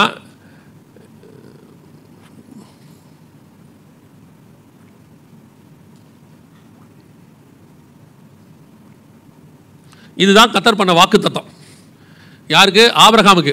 இந்த இடத்த நீங்க நல்லா கவனிச்சு பாருங்க, எங்கிருந்து எங்க வரைக்கும் இருக்குன்னு பாருங்க. அதாவது இந்த பக்கம் நைல் நதி, எகிப்தின் நதி துவக்கி, அந்த பக்கம் ஐப்ராத்னா ஈராக்குடைய ஒரு பகுதி. ஈராக் வந்து 2 நதிகளுக்கு உட்பட்ட இடம், மெசபொத்தோமியா அப்படின்னு சொல்லுவாங்க, யூப்ரட்டிஸ் அண்ட் டைக்ரிஸ். இந்த 2த்துக்கும் நடுவில் உள்ள இடம் தான் ஈராக். ஆபிரகாம் எங்கிருந்து புறப்பட்டு வந்தாருன்னு அப்போஸ்தலர் நடபடிகள் 7ஆம் அதிகாரம் 2ஆம் வசனம் சொல்லும். அவர் எங்கிருந்து புறப்பட்டு வந்தாரா இருக்கா? பிதாக்களே கேளுங்கள், நம்முடைய ஆதி தகப்பனாகிய ஆபிரகாம் காரானூரில் குடியிருக்கும் முன்னமே மெசபொத்தோமியா நாட்டில் இருக்கும் போதே, மெசபொத்தோமியானா என்னன்னா 2 நதிகளுக்கு உட்பட்ட இடம், ஈராக்ல இருக்கும் போது அப்படின்னு பைபிள் சொல்லுது. இப்போ என்ன ஆச்சரியம் கேட்டீங்கன்னா, அவரை கானானுக்கு வர சொல்லிட்டார் ஆண்டவர். கானானுக்கு வந்துட்டார். கானான்ல இருக்கும் போது தான் 15ஆம் அதிகாரத்தில் ஆண்டவர் சொல்றாரு, உன் எல்லையை நான் ஃபிக்ஸ் பண்றேன், இதான் உனக்கும் உன் சந்ததிக்குமான எல்லைன்னு சொல்றாரு. ஆனா எல்லையை ஃபிக்ஸ் பண்ணும்போது எங்கிருந்து ஃபிக்ஸ் பண்றாருன்னா, யூப்ரட்டிஸ்ல இருந்து நைல் நதி வரைக்கும் ஃபிக்ஸ் பண்றாரு. கானானுங்கிறது இஸ்ரேல் பகுதி மட்டும்தான் கானான். இது ஏன் இவர் யூப்ரட்டிஸ்ல இருந்து ஃபிக்ஸ் பண்றாரு அப்படிங்கிறதுக்கு பின்னாடி ஒரு மிக முக்கியமான ஆவிக்குரிய சத்தியம் இருக்கு. நல்லா கவனி. ஆண்டவர் சொன்ன பேச்சை கேட்டு அவர் கானானுக்கு வந்துட்டார். இப்போ கானான்ல இருக்கும்போது ஆண்டவர் என்ன சொல்றாரு, நீ எழுந்து தேசத்தின் நீளம் அகலம் எந்த மட்டோ அப்படிதானே இருக்கு 15ஆம் அதிகாரத்தில் ஆதியாகமத்தின் புஸ்தகத்தில். நீங்க வாசிச்ச வசனத்துக்கு முந்தின வசனம் வாசிங்க. லோத்து ஆபிரகாமை விட்டு பிரிந்த பின்பு கர்த்தர் ஆபிரகாமை நோக்கி இருக்கா? 13ஆம் அதிகாரமா? ஆதியாகமத்தின் புஸ்தகம் 13ஆம் அதிகாரம். லோத்து 13:14 வாசிங்க. லோத்து ஆபிராமை விட்டு பிரிந்த பின்பு கர்த்தர் ஆபிராமை நோக்கி, உன் கண்களை ஏறெடுத்து நீ இருக்கிற இடத்திலிருந்து வடக்கேயும் தெற்கேயும் கிழக்கேயும் மேற்கேயும் நோக்கி பார். நீ பார்க்கிற இந்த பூமி முழுவதையும் நான் உனக்கும் உன் சந்ததிக்கும் என்றைக்கும் இருக்கும்படி கொடுத்து உன் சந்ததியை பூமியின் தூளை போல பெருக பண்ணுவேன். ஒருவன் பூமியின் தூளை எண்ண கூடுமானால் உன் சந்ததியும் எண்ணப்படும். நீ எழுந்து தேசத்தின் நீளமும் அகலமும் அம்மட்டும் நடந்து திரி, உனக்கு அதை தருவேன் என்றார். எவ்வளவு அழகா சொல்றாரு பாருங்க. நீ எவ்வளவு தூரம் நடக்கிறியோ அவ்வளவு தூரம் நான் உனக்கு தந்துறேன். இப்போ ஆபிரகாம் எழுந்து போய் கூடாரம் போட்டாருன்னு இருக்கு. இப்போ இஸ்ரவேல் கானான்குள்ள நீ எவ்வளவு நடக்கிறியோ அவ்வளவு உனக்கு சொந்தம்னு ஆண்டவர் சொல்லிட்டாரு. இவரும் நடந்துட்டார். கூடாரத்தை போட்டாரு, இப்போ வந்திருக்கணும். ஆனால் 15ஆம் அதிகாரத்தில் எல்லையை சொல்லும் பொழுது ஆபிரகாம் உன்னுடைய எல்லை எதுன்னு கேட்டீங்கன்னா யூப்ரட்டிஸ்லேருந்து வச்சுக்கோன்றார். இல்லை நீங்கள் கானானில் தான் நடக்க சொன்னீங்க, நீங்கள் சொன்ன மாதிரியே கானானுக்கு வந்துட்டேன், கானானில் நடக்க சொன்னீங்க, எனக்கு ஏன் இப்போ நீங்கள் யூப்ரட்டிஸ் கொடுக்குறீங்க அப்படின்னா, உன் பார்வையில் கானான் தான் வாக்கு தத்தம். ஆனால் என் பார்வையில் எப்போ என் வார்த்தைக்கு கீழ்ப்படிஞ்சு நீ முதல் ஸ்டெப் எடுத்து வச்சியோ அந்த இடத்துல இருந்தே உனக்கு தான் நான் கொடுத்துட்டேன், மொத்தத்தையும் எடுத்துக்கொண்டார். எப்பவுமே கர்த்தருடைய ஆசீர்வாதம் நம்ம கணக்கின்படி அல்ல, அவர் கணக்கின்படி பெருசு. அவருடைய கை ரொம்ப பெருசு. அவன் வந்த இஸ்ரவேல் தேசத்தை தான் அவன் நினைச்சான் கானான் தான் நமக்குன்னு. அவர் சொல்றார், இல்ல இல்ல நீ எதை எடுத்துக்கோ, நீ ஃபர்ஸ்ட் என் பேச்சை கேட்டு புரட்ட பாரு வீட்டில இருந்து, அதுல இருந்து மொத்தமும் உனக்கு தான் சொந்தம்ட்டார். இந்த பக்கம் இவர் ஒரு நாள் பஞ்சம் வந்துருச்சுன்னு தெரியாதனமா எகிப்துக்கு போயிட்டார். அங்க போய் பஞ்சம் ரொம்ப கொடிதாகி பார்வோன் சாராளை தூக்கிட்டு போயிட்டாரு. பொழைச்சா போதும் திருப்பி எகிப்து விட்டு ஓடி வந்துட்டாரு. இவர் என்ன சொல்லிட்டாரு, நீ தெரியாம ஒரு இடத்துக்கு போனல எகிப்து, அதையும் வச்சுக்கோன்ட்டார். என்ன ஆண்டவரே, கானான் தானே சொன்னீருங்க, கானான் தான் சொன்னேன், ஆனா நீ என்னால் ஆசீர்வதிக்கப்பட்டவன், உன் பாதம் எங்கெங்கெல்லாம் பட்டுச்சோ அத்தனையும் உனக்கு தான் சொந்தம். அவ்வளவுதான். நம்ம ஆண்டவர் நம்மளை எப்படி ஆசீர்வதிக்கிறார் பாருங்க. நாம இந்த ஆண்டவரை வச்சுக்கிட்டு ஒரு 1200 ஸ்கொயர் ஃபீட் கிடைச்சா போதும் ஆண்டவரே என் வாழ்க்கையில், அதை பார்த்துட்டு நான் செத்துற ஆண்டவர் கேட்பார், உனக்கு எத்தனை 1000 ஸ்கொயர் ஃபீட் கொடுத்தாலும் நீ 1200 இருக்கியப்பா, ஒரு 2400 கிடைச்சா போதும், என் வாழ்க்கையில் என் கண்ணால் பார்த்துட்டு சார். ஆண்டவர் சொல்றார், ஐயோ நான் உனக்கு வச்சிருக்கிற ஆசீர்வாதம் பூமியில் இல்லை, வானத்தில். இந்த பூமியை விட பல 1000 கோடி மடங்கு பெருசு. அந்த வானத்தில் பரலோகத்தில் சிங்காசனத்தில் ஏன் கூட உட்கார வச்சுக்கிறேன்னு ஒன்றை கூப்பிட்டா, நீ இந்த ரோடு முனையில் ஆள் போகிறதுக்கு வழி இல்லாத ஒரு தெருவில் இருக்கிற அந்த மூலையில் இருக்கிற லேண்டை கேட்டுக்கு நிற்கிற, உன்னை என்ன சொல்ல அப்படின்னு ஆண்டவர் நினைப்பார். நான் எப்பவுமே நினச்சிப்பேன், ஆண்டவர் பரலோகத்தில் பெரிய டேபிள் போட்டு நல்லா விருந்து ரெடி பண்ணி வச்சுட்டு உட்காந்துருக்கும் போது தூதர்கள் கேட்பாங்க, ஏன் ஆண்டவரே விருந்து ஸ்டார்ட் பண்ணலையா? கற்பனை, நான் அப்புறம் எம்டி ஜெகன் பரலோகத்துக்கு போனார்னு சொல்லிடாதீங்க. ஏன்னா இப்போ அது வேற பெரிய பிரச்சனையாக இருக்குது. எதையாவது சொன்னோம்னா அவர் பரலோகத்துக்கு போயிட்டு வந்தாருங்கிறிய, இதுதான் சாக்குன்னு அவங்களும் ஆமான்னுறாங்க. அதனால் நல்லா கவனிங்க, இது என்னுடைய சும்மா கற்பனை. பெரிய டேபிளில் எல்லாத்தையும் ஆண்டவர் வச்சுட்டு அப்படியே தூதர்கள் பார்த்து கேட்பாங்க, ஆண்டவரே இவ்வளோ ரெடி ஆயிடுச்சு, சாப்பிட்லையா? 2 விஐபிஸ் கொஞ்சம் பேர் வர வேண்டியிருக்கு, அவங்களுக்கு தான் வெயிட் பண்ணிகிட்டு இருக்கோம். யாருப்பா? இல்லை இந்த மதுரையில் குட் சமாரிட்டன் சர்ச்சிலேருந்து கொஞ்சம் பேர் வர வேண்டியிருக்கு, அவங்களுக்காக தான். இருங்க, நான் இன்னும் முடிக்கலையே, அதுக்குள்ளேயே தட்டிட்டீங்களே. நீங்கள் என்னை நம்பி கையெல்லாம் தட்டக்கூடாது, புரியுதா? முடிக்கிற வரைக்கும் தட்டாதீங்க. இதெல்லாம் அவங்களுக்கு தான் வச்சுருக்கிறோம், அவர்கள் வந்த பிறகு தான் நம்ம இதை ஆரம்பிக்கணும்னு சொல்லிட்டு அப்படின்னு உடனே அந்த தூதர்கள்லாம், அப்படியா இவ்வளோ பெரிய விஐபிஸா, மதுரையிலையா, குட் சமாரிட்டன்லையா, அப்படி எட்டி கீழே பார்த்தா அவன் கீழே ஒரு சிக்கன் லெக் பீஸுக்கு சண்டை போட்டுக்கிட்டு இருக்கிறான். எனக்கு ஏன்டா லெக் பீஸ் கொடுக்கலன்னு. இப்போ தூதன் எப்படி மண்டையில் அடிச்சுப்பான் பாருங்க. அட பாவி, உனக்கு மேலே எவ்வளோ பெரிய ஆசீர்வாதத்தை ரெடி பண்ணிட்டு நாங்கள் உட்காந்துருக்கோம், கீழே ஒரு சிக்கன் பிரியாணிக்கு சண்டை போட்டுக்கிட்டு இருக்கிற, ஒரு BMW காருக்கு சண்டை போட்டுக்கிட்டு இருக்கிற, பக்கத்து வீட்டுக்காரங்கிட்ட செவுரு ஏன்டா எக்ஸ்ட்ராவாக கட்டிட்டேன்னு சண்டை போட்டுக்கிட்டு இருக்கிற, உன்னை என்னத்தை சொல்ல அப்படின்னு அவங்க அடிச்சுப்பாங்க. இப்போ கை தட்டுங்க. இல்லை, பல நேரத்தில் பரலோகம் நமக்கு நியமித்து வச்சிருக்கிற ஆசீர்வாதத்தை கணக்கு பண்ணிங்கன்னா இந்த பூமியும் அதை நிறைவு கூட பத்தாது. கர்த்தர் அவ்வளவு ஆசீர்வாதங்களை உங்களுக்கும் எனக்கும் ஆண்டவர் நியமித்து வச்சிருக்கிறேன். நான் அந்த ஆபிரகாமுடைய அந்த பார்டரை நினைக்கும் போதெல்லாம் யோசிப்பேன், அவன் கற்பனையில் கூட நினச்சிருக்க மாட்டான். அவன் கிளம்பி கானானுக்கு போறான். அங்க போய் தான் ஆண்டவரே கேட்கிறாரு, ஆபிரகாம் ஆண்டவரே எனக்கு இந்த தேசத்தை தருவீங்களான்னு. எழுந்துச்சு நட தரேங்கிறாரு. 75 வயசுல எழுந்துச்சு நடக்கிறாரு. எவ்வளவு தூரம் நடந்திருக்க போறாரு? 75 வயசு கிழமை எவ்வளவு தூரம் நடந்திருப்பாரு? அவர் நினைச்சிருப்பாரு இவ்வளவு நடந்திருக்கோம், கர்த்தர் இதை கொடுத்தா தோத்துறோன்னு. ஆண்டவர் சொல்றாரு, இது இல்ல, முதல்ல எனக்கு கீழ்ப்படிஞ்ச பாரு, அதையுமே நான் கணக்கில் வச்சுக்கிட்டேன். நாம் நினைக்கிறோம் இன்னைக்கு ஆண்டவர் ஆசீர்வதிக்க போறாரு, இனிமேட்டு தான் கொடுக்க போறாருன்னு. என்னைக்கு நீங்கள் ஆண்டவரை முதலாக ஏற்றுக்கொண்டீர்களோ அந்த நாளிலிருந்து கர்த்தர் உங்களுக்கு ஆசீர்வாதத்தை கணக்கில் வச்சிருக்கிறாரு. முடிவு பரியந்தம் அதை தருவதற்கு அவர் வல்லமை உள்ள தேவனாய் இருக்கிறார். அல்லேலூயா. இப்ப இந்த இடத்தை இஸ்ரவேல் எடுக்கணும்னா என்ன ஆகும் பாருங்க. நினைச்சு பாருங்க, இந்த இடத்தை எடுக்க முடியுமான்னு. இதுல ஒரு பார்ட் கூட தொட முடியாது இஸ்ரவேலால. இவ்வளவும் கர்த்தர் வாக்கு பண்ணினது. இப்போ இந்த மலைகளுக்கு விரோதமாய் வருவாயின்னு இருக்கு இல்லையா, ஆபிரகாமுக்கு வாக்கு பண்ணினது இவ்வளவும். ஆனால் இதுல உள்ள ஒரு மலை தான் அந்த மலை, இந்த கோலன் ஹைட்ஸ் அப்படின்னு சொன்ன பாருங்க, 2வது மலை. அது எங்க இருக்குன்னா மேல சிரியா இருக்கு பாருங்க, அந்த சிரியா பார்டர்ல தான் இருக்கு கோலன் ஹைட்ஸ். இப்போ நீங்க இன்னொரு விஷயத்தை பார்த்துக்கிட்டே இருப்பீங்க, ஹமாஸை தாண்டி லெபனானுக்குள்ள நுழைஞ்சிருச்சு இஸ்ரவேல் இல்லையா. லெபனான் சண்டை ஒன்று நடக்குது, லெபனானுக்கு உள்ள யுத்தம் ரொம்ப பெய்ரூட்ல நடக்குதுன்னு பார்த்துட்டு இருக்கிறீங்கல்ல. ஒரு வசனம் வாசிங்களேன், யோசுவாவின் புஸ்தகம் 13ஆம் அதிகாரம். யோசுவாவின் புஸ்தகம் 13ஆம் அதிகாரம் 5வது வசனத்தை வாசிங்க. கிப்லியரின் நாடும் சூரிய உதயபுரத்தில் எர்மோன் மலை அடிவாரத்தில் இருக்கிற பாகால் காத் முதற்கொண்டு ஆமாத்துக்குள் பிரவேசிக்க மட்டுமுள்ள லீபனோன் முழுவதும். லீபனோன் அப்போ வாக்குத்தத்தம் பண்ணப்பட்ட இடத்துல முழு லீபனோன் யாருக்கு சொல்லப்பட்டிருக்கிறது? ஆபிரகாமின் சந்ததியாகிய இஸ்ரவேலராகிய யோசுவாவை பிரித்து கொடுக்க சொல்லி கர்த்தர் சொல்லியிருக்கிறார். இப்போ சொல்லி பாருங்க, லீபனான இஸ்ரேலுக்கு கொடுங்கன்னு கொடுப்பாங்களா? இப்போ இருக்கிற இஸ்ரவேல்ல இருந்து அவங்க எருசலேமுக்குள்ள இருக்கிற பாதியே கொடுக்க மாட்டாங்க. இப்போ இவங்களை போய் லீபனான் முழுவதையும் கொடுங்க அப்படின்னா கண்டிப்பாக என்ன செய்ய மாட்டாங்க, கொடுக்க மாட்டாங்க. அந்த லீபனான் முழுவதும் சாலமோன் காலத்தில் இஸ்ரவேல் வசம் தான் இருந்தது. லீபனான் வனம்னு ஒன்று செஞ்சார் பாருங்க, எல்லாமே இருக்கு. ஸோ இப்போ லீபனான்குள்ள அவங்க போயிருக்கிறதுக்கு காரணமும் பிப்ளிக்கலாக ஒரு காரணம் இருக்கு. இப்போ 1920s முதல் உலக யுத்தம் முடிஞ்ச உடனே ஜெனீவா ஒப்பந்தம்னு ஒன்று ஏற்படுத்தினாங்க, யுத்த ஒப்பந்தம்.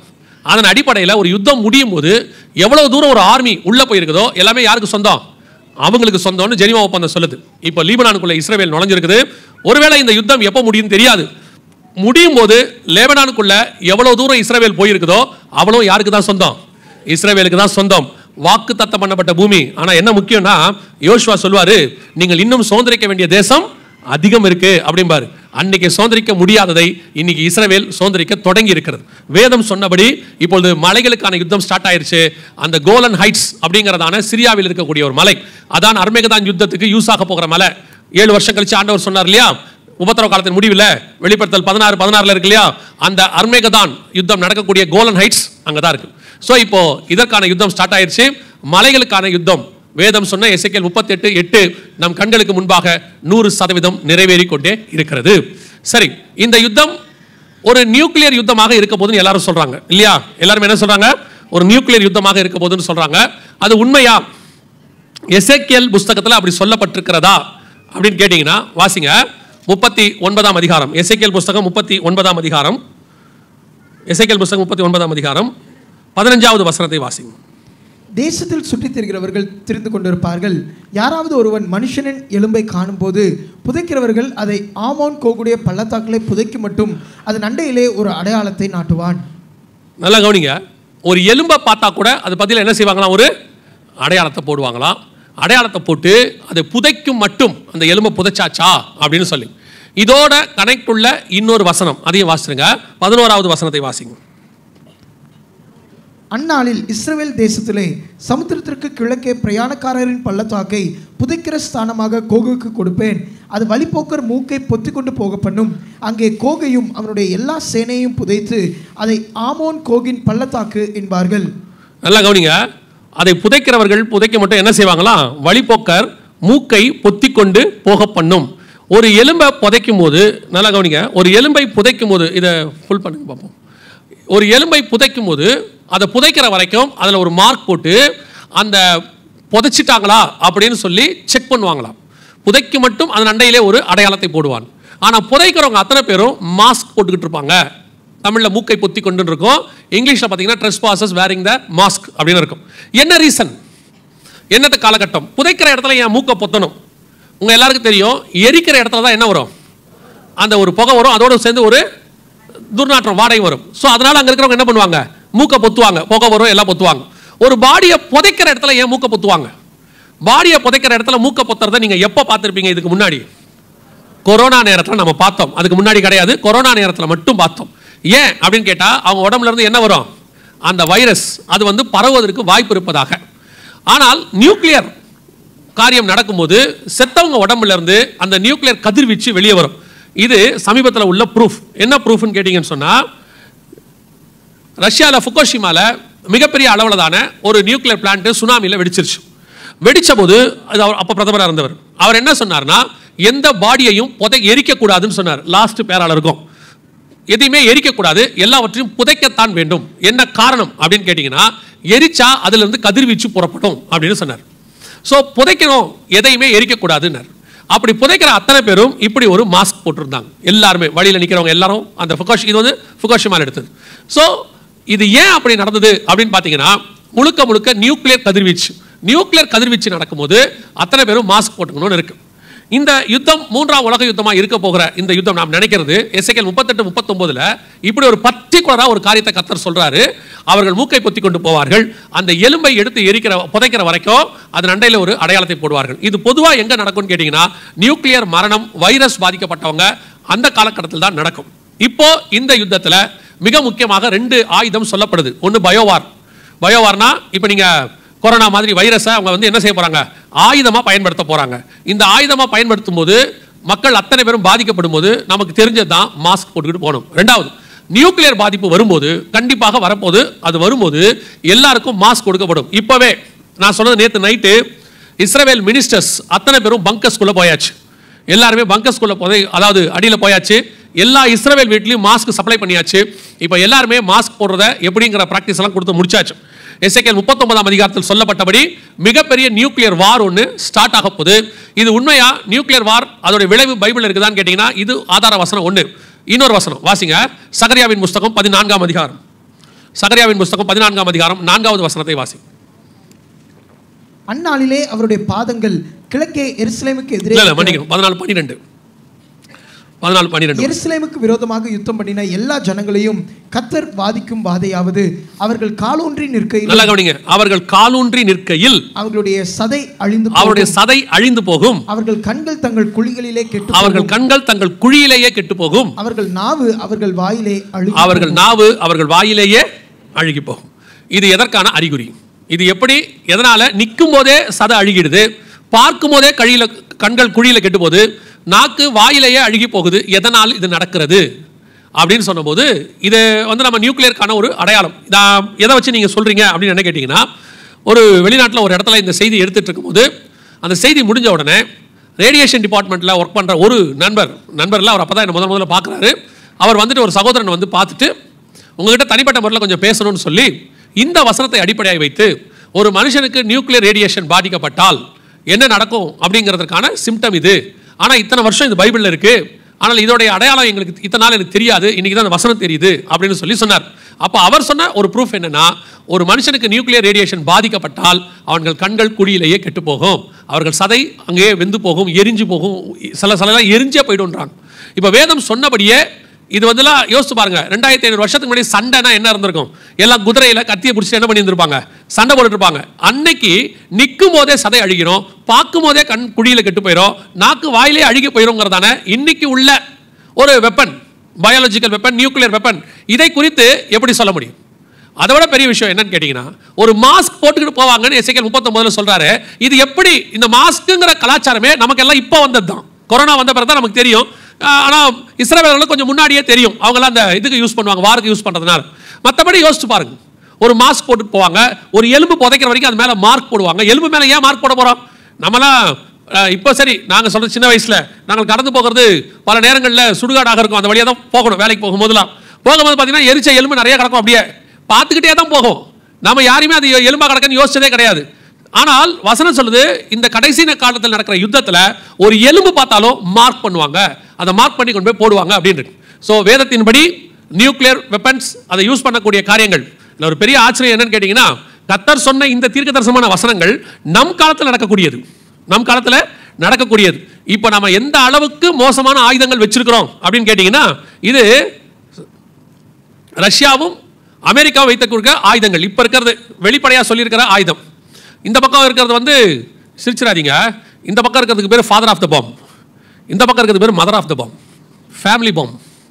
இது அமெரிக்காவது, அது ரஷ்யாவது. இந்த அமெரிக்காவுடைய பாம்புடைய எஃபெக்ட் என்னன்னு சொல்லியிருக்கிறாங்க அவங்க. நீங்கள் நெட்டில் போய் சும்மா இதை போட்டு பாருங்க, உங்களுக்கு தெரியும். ஹிரோஷிமா நாகசாக்கியை விட 20,000 மடங்கு சக்தி வாய்ந்தது இருக்கு. இப்போ ஹிரோஷிமா நாகசாக்கியை விட 20,000, அது அட்டாமிக், இது நியூக்ளியர். இப்போ அதை விட மோசமான கண்டிஷன் உள்ளதெல்லாம் வந்துருச்சாமா. சமீபத்தில் யூஎன்ல ஒரு ரிப்போர்ட் கொடுத்தாங்க. அட்டாமிக் வெப்பன்ஸ், இந்த நியூக்ளியர் வெப்பன்ஸ் எந்தெந்த நாடு எவ்வளோ வச்சிருக்குன்னு கணக்கு கொடுக்கணும் அப்படின்னு ஐநா சொன்ன உடனே ஏறக்குறைய 20 நாடுகளோ 30 நாடுகள் 18 நாடோ என்னமோ வச்சிருக்கிறாங்க. கிட்டத்தட்ட 16,000 வெப்பன்ஸ் இருக்குது. அவங்க கொடுத்த கணக்கு எவனும் உண்மையை சொல்லியிருக்க மாட்டான் கன்ஃபார்மா. 16,000 வெப்பன். ஒரு ஹிரோஷிமா நாகசாக்கிக்கு ஒன்று போதும், ஒன்று தேவைப்பட்டுச்சு ஒரு நகரத்துக்கும். இது அதை விட சக்தி வாய்ந்தது 20,000 மடங்கு. இது அந்த மாதிரி 16,000 வெப்பன் இருக்கு. ஐநா சொல்லுது, இப்போ இருக்கிற இந்த வெப்பனை வச்சுக்கிட்டு 400 தடவை இந்த பூமியை அழிக்கலாமா. 400 தடவை. ஆனால் பைபிள் படி இன்னும் ஒரு தடவை தான் அந்த பூமியை அழிக்கணும். இன்னும் ஒரு தடவை தான் என்ன செய்ய வேண்டியிருக்கு? இந்த பூமியை அழிக்க வேண்டியிருக்கு. ஆண்டவர் சொன்னபடியே எல்லா தீர்க்க தரிசனங்களும் எல்லா காரியங்களும். இன்னைக்கு நிறைய யங்ஸ்டர்ஸ் நினைக்கிறாங்க பைபிள் ஒரு ஓல்டு புக்கு, இதில் என்ன இருக்கு, இன்னைக்கு டெக்னாலஜி எங்கேயோ வளர்ந்துருச்சு, இன்னைக்கு உள்ள ஸ்பேஸ் ஸ்டேஷன்ல இருந்து, இன்னைக்கு உள்ள நியூக்ளியர் வெப்பன்ஸ்ல இருந்து, இன்னைக்கு வரக்கூடிய ஒவ்வொரு நாடுகள் அத்தனையும் 2500 வருஷத்துக்கு முன்பதாகவே எழுதி கொடுப்பதற்கு தேவன் வல்லமை உள்ளவராக இருந்தார். அல்லேலூயா. ஆண்டவர் சொல்றாரு, நான் என்னுடைய மகத்துவங்களை அவர்களுக்கு எழுதி கொடுத்தேன், அவர்களோ அதை அந்நிய காரியமாய் எண்ணினார்கள். உலகத்தில் இருக்கிற அத்தனையும் அந்தந்த காலகட்டத்தில் வரப்போறதை பத்தி எழுதுவாங்க, வந்ததை பத்தி எழுதுவாங்க. ஆனா அதுக்கு அறிகுறியே இல்லாம 2500 வருஷத்துக்கு முன்னாடி கர்த்தர் எழுதியிருக்கிறார். இவ்வளவு காரியங்களும் இத்தனை துல்லியமாய் தீர்க்க தரிசனத்தை எழுதி கொடுத்தாச்சு. அந்த காலகட்டமும் வந்துடுச்சு. இந்த வெப்பன்ஸ் இன்னைக்கு டிப்ளாய் பண்ணி, அதாவது ஒவ்வொரு இடத்துக்கும் கொண்டு போயிட்டு இருக்கிறாங்க. நான் கிட்டத்தட்ட ஒரு வருஷமாவே சொல்லிட்டு இருக்கிறோம். ஒவ்வொருத்தரும் பொசிஷன் எடுக்கிறாங்க யுத்தத்துக்குன்னு. அப்போ யாரும் அது சரியாக புரிஞ்சிக்கல. கப்பல்கள் அங்கங்கே போக தொடங்குச்சு. பிளாக் சீ கிட்ட, ரெட் சீ கிட்ட எல்லாம் கொண்டு போய் அவங்க இது பண்ண ஆரம்பிச்சாங்க. அப்போவே நாங்கள் சொன்னோம் ஏதோ ஒன்று நடக்குது, இவங்க ஸ்டார்ட் பண்ண போகிறாங்க அப்படின்னு. கரெக்டாக 2023 அக்டோபர் 7 ஸ்டார்ட் பண்ணிட்டாங்க. ஸோ இது மிகப்பெரியதான அளவில் இந்த யுத்தம், உலகளாவிய யுத்தம், தேர்ட் வேர்ல்டு வார் மிக மோசமாய் போகுது. இப்போ இந்த வெப்பன்ஸ் எல்லாம் பார்க்குறீங்களே, இது எவ்வளோ பெரிய பேரழிவை ஏற்படுத்தும் அப்படின்னு கேட்டிங்கன்னா, உலக தலைவர்கள் சொல்கிறாங்க. ஜோ பைடன் சொல்கிறாரு, இந்த தேர்ட் வேர்ல்டு வார் ஸ்டார்ட் ஆச்சுன்னா 5 பில்லியன் 500 கோடி பேர் சாவாங்கன்னு சொல்கிறார். அவர் ஒரு ரெப்யூட்டட் சேனலுக்கு பேட்டி கொடுத்துருக்கிறார். அதில் அவர் சொல்கிறாரு, இந்த நியூக்ளியர் வார் ஸ்டார்ட் ஆச்சுன்னா 500 கோடி பேர் வில் பி கில்ட், கொலை செய்யப்படுவார்கள்னு சொல்கிறார். ரஷ்ய அதிபர் புதின் சொல்கிறாரு, நான் ஸ்டார்ட் பண்ண விரும்பலை, ஆனால் நான் ஸ்டார்ட் பண்ணிட்டேன்னா 2 பக்கமும் மிகப்பெரிய உயிர் சேதம் இருக்கும், அதை தடுக்க முடியாது அப்படிங்கிறார். ஆல்பர்ட் ஐன்ஸ்டைன்ட்ட கேட்டாங்க, செகண்ட் வேர்ல்டு வார் முடிஞ்ச உடனே அடுத்து தேர்ட் வேர்ல்டு வார் வரும், அது எப்படி இருக்கும் அப்படின்னு கேட்டாங்க. அவர் சொன்னார், தேர்ட் வேர்ல்டு வார் எப்படி இருக்கும்னு எனக்கு தெரியாது, ஆனால் ஃபோர்த் வேர்ல்டு வார்க்கு ஜனங்க இருக்க மாட்டாங்க, தேர்ட் வேர்ல்டு வார் ஜனங்களை க்ளோஸ் பண்ணிடும்னு சொன்னார். அந்த அளவுக்கு இந்த தேர்ட் வேர்ல்டு வார் ஒஸ்ட் கண்டிஷனுக்கு போகும் அப்படின்னு எதிர்பார்க்கப்படுது. சரி, இவ்வளோ பேர் இவ்வளோ சொல்கிறாங்களே, பைபிள் என்ன சொல்லுது? எவ்வளோ பேர் சாவாங்க, எவ்வளோ பேர் பாதிக்கப்படுவாங்க? இது ஆண்டவர் கொடுத்து வச்சிருக்கிறாரு. வாசிங்க, வெளிப்படுத்தின விசேஷம் 6ஆம் அதிகாரம் 8வது வசனத்தை வாசிங்க. வெளிப்படுத்தல் 6:8 வாசிங்க. நான் பார்த்தபோது இதோ மங்கின நிறமுள்ள ஒரு குதிரையை கண்டேன், அதன் மேல் ஏறி இருந்தவனுக்கு மரணம் என்று பெயர். மங்கின நிறமுள்ள குதிரையை கண்டேன், அதன் மேல் ஏறி இருந்தவனுக்கு மரணம் என்று பெயர். எத்தனை பேர் ஒலிம்பிக் ஓபனிங் செரிமனி பாத்தீங்க? ஓபனிங் செரிமனி ஒலிம்பிக் பாத்தீங்களா? பாத்தீங்களா? அந்த ஓபனிங் செரிமனியில் ஒரு பேல் ஹார்ஸ் வந்துச்சு, கவனிச்சிங்களா யாராவது? மங்கின நிறமுள்ள குதிரை மேலே ஒருத்தர் உட்காந்துட்டு ஒரு இது கொண்டு வந்தாங்க, பார்த்தீங்களா? பார்க்கலையா? அதாவது ஒவ்வொரு காலகட்டத்திலும் ஏதாவது ஒன்றை நமக்கு அவங்க சொல்லுவாங்க. ஒரு 2016 சுவிட்சர்லாண்டில் இல்லை, 2016 ஒரு காரியம் நடந்தது. அப்போ பார்த்தீங்கன்னு சொன்னால் முழுக்க முழுக்க சாட்டானிக் குணத்தோடு கூட ஒரு காரியத்தை அவர்கள் செய்தார்கள். 2022 நான் சொல்ல சுவிட்சர்லாண்டில் டனல் ஒன்று ஓப்பன் பண்ணாங்க. அந்த டனலில் பார்த்தீங்கன்னா ஒரு 2 கொம்புள்ள மிருகம் ஆட்டுக்குட்டிக்கு ஒப்பாக, நாங்கள் இப்போ அதை மேபி நாளைக்கு உங்களுக்கு இன்றைக்கி வர வாய்ப்பு இருக்குது, இல்லை நாளைக்கு வந்துடும், நேற்று வரையில் வரும். அதில் பார்த்தீங்கன்னா கொண்டு வந்தாங்க. 2022 காமன்வெல்த் கேம்ஸ் வந்துச்சு. அதில் பார்த்தீங்கன்னா ஒரு ஸ்திரீ மிருகத்தின் மேல் ஏறி இருக்கிறத கொண்டு வந்தாங்க. ஒவ்வொன்றும் ஒரு சாட்டானிக் காரியத்தையும், பைபிளில் எதெல்லாம் சாட்டானிக்னு சொல்லுதோ அதை அவங்க எக்ஸ்போஸ் பண்ணி நமக்கு ஏதாவது சொல்ல விரும்புவாங்க. இந்த ஒலிம்பிக்கில் பார்த்தீங்கன்னா 2 முக்கியமான காரியத்தை செஞ்சாங்க. அதில் ஒன்று மங்கின நிறமுள்ள குதிரையின் மேல் ஒருத்தன் ஏறி இருக்கிறது வந்துச்சு. இது எதற்கான அடையாளமாக பார்க்கப்படுது அப்படின்னு கேட்டிங்கன்னா, இந்த ஒலிம்பிக்கெல்லாம் முடிஞ்ச கையோட தேர்ட் வேர்ல்டு வார் ஸ்டார்ட் ஆச்சுன்னா மிகப்பெரிய அளவில் உயிர் சேதம். அதான் நீங்கள் வாசிக்கிற வசனம், மங்கின நிறமுள்ள ஒரு குதிரையை கண்டேன், அதன் மேல் ஏறி இருக்கிறவனுக்கு மரணம் என்று பெயர். இப்போ நீங்கள் போய் ஒலிம்பிக் போட்டியில் இந்த மங்கின நிறமுள்ள பேல் ஹார்ஸ்னு போட்டு பாருங்கள், இமேஜஸ் போட்டிங்கன்னா உங்களுக்கு தெரியும். உங்களுக்கு இந்த ஆப்ரேட் பண்ணுறாங்களே, அங்கே நெட் இருக்கா? உங்களுக்கு கனெக்ஷன் இருக்கா? அதில் போட முடியுமா? அந்த பேல் ஹார்ஸ் எடுத்து சும்மா நீங்கள் சைடில் செக் பண்ணி பார்த்து உங்களுக்கு டிஸ்பிளேல காட்ட முடியுமான்னு மட்டும் பாருங்கள். இஃப் இட்ஸ் பாசிபிள், முடியலன்னா நோ இஷ்யூஸ் விட்டுருங்க. பேல் ஹார்ஸின் ஒலிம்பிக் அப்படின்னு போட்டிங்கன்னா வரும் உங்களுக்கு. அந்த இமேஜஸில் கூகுள் இமேஜஸில் போய் பார்த்தீங்கனாலே வரும். எந்தில் இருக்காது, நீங்கள் தான் கனெக்ட் பண்ணி பார்க்கணும். கவனிங்க. ஸோ இப்போது இதில் எவ்வளோ பேர் சாவாங்கன்னு பைபிள் சொல்லுது, நல்லா கவனிச்சுக்கொள்ளுங்க. நான் இந்த 3 நாள் கூட்டத்தை ஒரு கன்வென்ஷனாகவோ பைபிள் ஸ்டடியாகவோ உங்களுக்கு நான் கொடுக்க விரும்புகிறேன். இதை ஒரு எச்சரிப்பு கூட்டமாய் மட்டும்தான் கொடுத்து விட்டு போக விரும்புகிறேன். ஏன்னா அடுத்த சில வருஷங்களுக்குள் இந்த சம்பவங்கள் எல்லாம் நடக்க போகிறது. இது கதை கேட்குற மாதிரி கேட்டு போயிடாதீங்க. உங்களுக்கு ஒரு இன்ட்ரெஸ்டிங்காக வாக்கு தத்துவத்தை கொடுத்து 4 கதை சொல்லி ஜோக் சொல்லி ஒரு மெசேஜ் கொடுக்க எங்களுக்கும் தெரியும், முடியும். ஆனால் இப்போது நான் அதை செய்ய விரும்பலை. இப்போ நாங்கள் செய்ய விரும்புறது, கொரோனா வர்றதுக்கு முன்னாடி நாங்கள் என்ன எச்சரிப்பு ஆர்டர் கொடுக்க சொன்னாரோ கொடுத்தோமோ இப்போவும் அதை தான் கொடுத்துட்டு இருக்கிறோம். நாம் மிக முக்கியமான யுத்தத்துக்குள் காலகட்டத்துக்குள் கடந்து போக போகிறோம். இந்த ஜென்ரேஷன் ஃபர்ஸ்ட் வேர்ல்டு வரையும் செகண்ட் வேர்ல்டு வரையும் பார்க்காத ஜென்ரேஷன் நம்மெல்லாம். ஸோ நம்மளை பொறுத்த வரைக்கும் இது நியூ, புதுசாக ஒரு காலகட்டத்துக்குள் போக போகிறோம், வார் ஜோனுக்குள்ளே போக போகிறோம். அதில் எவ்வளோ பேர் பாதிக்கப்படுவாங்கன்னு அந்த 6ஆம் அதிகாரம் 8ஆம் வசனத்தில் ஆண்டவர் சொல்கிறாரு. பின்பு 4ஆம் முத்திரை உடைக்க கண்டேன், ஒரு மங்கின நிறமுள்ள குதிரையை கண்டேன், அதன் மேல் ஏறி இருந்தவனுக்கு மரணம் என்ற பெயர். பட்டயத்தினாலும் பஞ்சத்தினாலும் சாவினாலும் பூமியின் துஷ்ட மிருகங்களினாலும் எவ்வளோ பேர்? பூமியில் உள்ளவர்களில் 1/4 பங்கில் உள்ளவர்களை கொலை செய்யும்படியான அதிகாரம் அதற்கு கொடுக்கப்பட்டது. எவ்வளோ பேர்? 1/4 பங்கு பூமியில் உள்ளதில். யோசித்து பாருங்க. 2000 வருஷத்துக்கு முன்னாடி வெளிப்படுத்தின விசேஷத்தில் பத்மு தீவில் யோவான் கிட்ட சொல்றாரு, 4வது குதிரை வரும்போது பூமியில் உள்ளவர்களில் கால் பங்கில் உள்ளவர்கள். இல்லை, ஒலிம்பிக்னு போடணும். 2024 ஒலிம்பிக், பிரான்ஸ் ஒலிம்பிக் அப்படி நீங்கள் போட்டிங்கன்னா தான் உங்களுக்கு அதில் வந்த அந்த இமேஜ் வரும் உங்களுக்கு. கவனிங்க,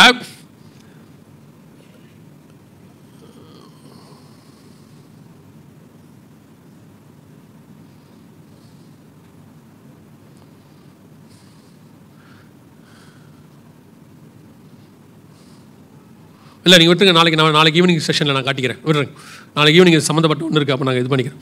அப்போ கவனிங்க, இப்போ வேதம் சொன்னபடியே மிக துல்லியமாக அங்கே வசனம் என்ன சொல்லுது? பூமியில் உள்ளவர்களில் கால் பங்கில் உள்ளவர்கள். இன்னைக்கு அளவுக்கு கால் பங்கு அப்படின்னா 200 கோடி பேர். ஜோ பைடன் 500 கோடி சொல்கிறார். ரஷ்ய அதிபர் மக்கள் தொகையே இருக்காதுங்கிறார். ஆனால் பைபிள் சொல்லுது கால் பங்கில் உள்ளவர்கள் அப்படின்னு. கால் பங்குனா கணக்கு பண்ணிக்கோங்க, 200 கோடி பேர். இல்லைங்க அதெல்லாம் நடக்காது, சும்மா அந்த மாதிரிலாம் பயமுறுத்துறாங்க அவங்க, அதெல்லாம் நடக்காது அப்படின்னீங்கன்னா கொரோனாவில் எவ்வளோ பேர் செத்துருப்பாங்கன்னு நினைக்கிறீங்க? கொரோனாவில் எவ்வளோ பேர் செத்துருப்பாங்கன்னு நினைக்கிறீங்க? குறைஞ்சபட்சம் 10 கோடி பேர் செத்துருக்கணும், உலகளாவிய நான் சொல்கிறது. ஏன்னா சைனா மக்கள் தொகையில் 2வது இடத்துக்கு போயிருச்சு கொரோனா முடிஞ்ச உடனே. அவ்வளோ குழந்தை இந்தியாவில் பிறக்கல. சைனா கொரோனா முடிஞ்ச உடனே 2வது இடத்துக்கு போயிருச்சு மக்கள் தொகையில். அப்போனா எவ்வளோ பேர் மரிச்சிருக்கணும்னு பாருங்கள், சைனாவில் மட்டும். அதே மாதிரி ஆல் ஓவர் த வேர்ல்டு. இப்போ நாங்கள் அதை சொல்லும் போது அப்படிலாம் இருக்காதுன்னாங்க. இப்போ போன வாரம் பேப்பரில் நியூஸ் கொடுத்துருக்காங்க, கொரோனாவில் மரித்த அதாவது இறந்தவர்கள் அரசாங்கம் சொன்னது 1 பங்கு தான், அதை விட 3 பங்கு ஜனங்க செத்து போயிருக்கிறாங்கன்னு கொடுத்துருக்காங்க. கவர்மெண்ட் சொன்னது 1% தான், அதை விட 2 மடங்கு எக்ஸ்ட்ரா, மொத்தம் 3 மடங்கு ஜனங்க மரிச்சு போயிருக்காங்க. பேப்பர்லேயே வந்திருக்கு. ஸோ நமக்கு கொடுத்த கணக்கை விட இன்னும் 2 மடங்கு அதிகமாக செத்து போயிருக்கிறாங்க. ஒரே ஒரு வைரஸ் உலகம் முழுக்க இத்தனை கோடி பேர் சாவாங்கன்னா யோசிச்சு பாருங்க. Nuclear war all over the world. 16,000 weapons இருக்கு. இது என்ன ஆகும், எங்கே போய் முடியும் என்பதை நீங்களே புரிஞ்சு கொள்ளுங்க. வேதம் சொன்ன அந்த 200 கால் பங்கில் பூமியில் உள்ளவர்களில் கால் பங்குங்கிறது இன்னைக்கு ஆரம்பிச்சிச்சுன்னா எங்கே போய் முடியும் தெரியாது. ஸோ வேதத்தின்படி இந்த 3rd வேர்ல்டு வார் ஸ்டார்ட் ஆயிடுச்சு. அடுத்த சில வருஷங்கள் நாம் இதைத்தான் பார்க்க போகிறோம். இதை ஒட்டின சம்பவங்கள் தான் நடக்கும். ஒருவேளை நீங்கள் இப்படி ஒரு குரூப் உட்காந்துருப்பாங்க, அது எல்லா இடத்துலையும் இருப்பாங்க, அதெல்லாம் நடக்காது, கர்த்தர் இரக்கமுள்ளவர், கிருபையின் தேவன், அதெல்லாம் அனுமதிக்க மாட்டாரு அப்படின்னாங்க. இதே கிருபையின் காலம் 2000 வருஷமா போயிட்டு இருக்கு. ஃபர்ஸ்ட் வேர்ல்டு வார் வந்துச்சா இல்லையா? செகண்ட் வேர்ல்டு வார் வந்துச்சா இல்லையா? கொரோனா வந்துச்சா? சுனாமி வந்துச்சா? பூமி எதிர்ச்சிகள் வந்துச்சா? இதெல்லாம் எந்த காலத்தில் தான் நடந்திருக்கு? இதே கிருபையின் காலத்தில் தான் நடந்திருக்கு. அப்ப கர்த்தர் கிருபை இல்லாதவரா? இல்ல, கர்த்தர் கிருபை உள்ளவர் தான். ஆனா இதுக்கெல்லாம் காரணம் கர்த்தர் அல்ல, மனுஷன் அவனவனுக்கு செய்கிற பாவம். சில ஜனங்கள் சொல்றாங்க கர்த்தர் அனுமதிக்க மாட்டாருன்னு. அதனால இவங்களோட எண்ணங்கள் என்னன்னா இதெல்லாம் நடக்கவே நடக்காது அப்படின்னு. இப்போ நீங்க வாசிங்க, அந்த வசனத்தை முடிக்கலாம். மத்தேயு எழுதின சுவிசேஷம் 24ஆம் அதிகாரம் 6வது வசனத்தை வாசிங்க திருப்பி. யுத்தங்களின் செய்திகளையும் கேள்விப்படுவீர்கள், கலங்காதபடி எச்சரிக்கையா இருங்கள். ஏன் இவைகள் ஒரு நிமிஷம், இவ்வளத்தையும் கேட்டா நீங்க என்ன செய்யக்கூடாது? எத்தனை பேர் இவ்வளவு நாள் கலங்காம இருந்தீங்க? புரியுதா? ஆண்டவர் என்ன சொல்றாருன்னு புரியுதா? இவ்வளவும் நீங்க கேள்விப்படுவீர்கள், ஆனா என்ன செய்யக்கூடாது? அது எப்படிங்க கலங்காம இருக்கிறது? இவ்வளோ கரெக்டாக துல்லியமாக இருக்கு, கண்ணுக்கு முன்னாடி நடக்குது. ஆண்டவர் சொன்னது வேர்ட் பை வேர்டு நிறைவேறுது. ஒரு 3ஆம் உலக யுத்தம், பூமியில் உள்ள கால் பங்கு ஜனங்க சாவாங்கன்னு இருக்கு. நம்ம பைபிள் சொல்றது கூட பரவாயில்ல, தலைவர்களே அதை விட அதிகமாக சொல்லிக்கிட்டு இருக்கிறாங்க. அப்படி சொல்லும் போது கலங்காதபடிக்கு எச்சரிக்கையாயிருங்கள் அப்படின்னா என்ன அர்த்தம்? இதுதான் நீங்க தெரிஞ்சுக்க வேண்டிய மிக முக்கியமான விஷயம். நல்லா தெரிஞ்சுக்கொள்ளுங்க. இது எல்லாம் சபைக்கு வெளியே, அதாவது நமக்கு வெளியே நடக்க வேண்டிய சம்பவங்கள். இது எதுவுமே தேவ ஜனங்களுக்குள் வராது. இது எதுவும் ஜனங்கள் பாதிக்காது. தேவ ஜனங்களை கர்த்தர் பத்திரமாய் பாதுகாக்க வல்லமை உள்ளவராய் இருக்கிறார். அல்லேலூயா. அது எப்படிங்க சாத்தியம் அப்படின்னு கேட்டீங்கன்னா, எகிப்து முழுக்க வாதை வந்தாலும் அது இஸ்ரவேல் இருந்த கோசேன் நாட்டில் மட்டும் வரவில்லை என்று வசனம் சொல்லுது. அந்த தேவன் இன்னும் ஜீவனோடு கூட இருக்கிறார். ஏன் இயேசு பயப்படாதீங்கன்னு சொன்னார்னா, இதெல்லாம் நடக்கும், ஆனா இது எதுவும் உன்னை பாதிக்காது. உங்களுக்கு தெரிஞ்ச சங்கீதம் தான், உன் பக்கத்தில் 1000 பேர் விழுந்தாலும் உன் வலது பக்கத்தில் 10,000 பேர் விழுந்தாலும் அது உன்னை அவ்வளவுதான் அணுகாதுன்னா அணுகாது. கர்த்தர் சொல்லிட்டாருன்னா அணுகாது. ஆனா நீங்க பயந்தீங்கன்னா வரும். அங்க சங்கீதம் அழகா சொல்லுது, பகலில் பறக்கும், அதான் ஏவுகணை இப்ப விடுவாங்க, பகலில் பறக்கும் அம்பு ஏவுகணை வரும், இரவில் நடமாடும் வைரஸ். நம்ம பாஷையில் சொன்னோம்னா இதெல்லாம் நடக்கும், அத்தனையும் வரும். ஆனால் இது எதுவும் எங்க வராது? தேவ ஜனங்களுக்குள் வராது, தேவ பிள்ளைகள் வீட்டுக்குள் வராது. தேவன் பாதுகாக்க வல்லமை உள்ளவராய் இருக்கிறார். ஆனால் நீங்கள் பயந்தால் வரும். திருப்பியும் சொல்றேன், ஏன் பயந்தால் வரும் அப்படிங்கிற அதுக்கு தான் ஆண்டவர் சொல்றார், கலங்காதிருங்கள். கலங்காதபடிக்கு காஷன் சொல்றாரு, பயப்படாதபடிக்கு எச்சரிக்கையா இருங்கிறாரு. யூ மஸ்ட் பி கேர்ஃபுல் அப்படின்னு அர்த்தம். எதனால? நீ கலங்குனீங்கன்னா அது வந்துடும். ஏங்க பயந்தா வருமா? கன்ஃபார்மா வரும். அது எப்படி சொல்றீங்க? பயம் ஒரு பாவம். பயம் வெளிப்படுத்துற விஷயத்தில் இருக்கு. பயப்படுகிறவர்களும் அப்படின்னு சொல்லி இந்த இரண்டாம் மரணமாகிய அக்கினியும் கந்தகம் எரியில கடலில் பங்கடைந்தார்கள் இருக்கும். அதுல அந்த அந்த நரகத்துக்கு போறவங்க லிஸ்ட் 21:8 வாசிங்க. பயப்படுகிறவர்களும்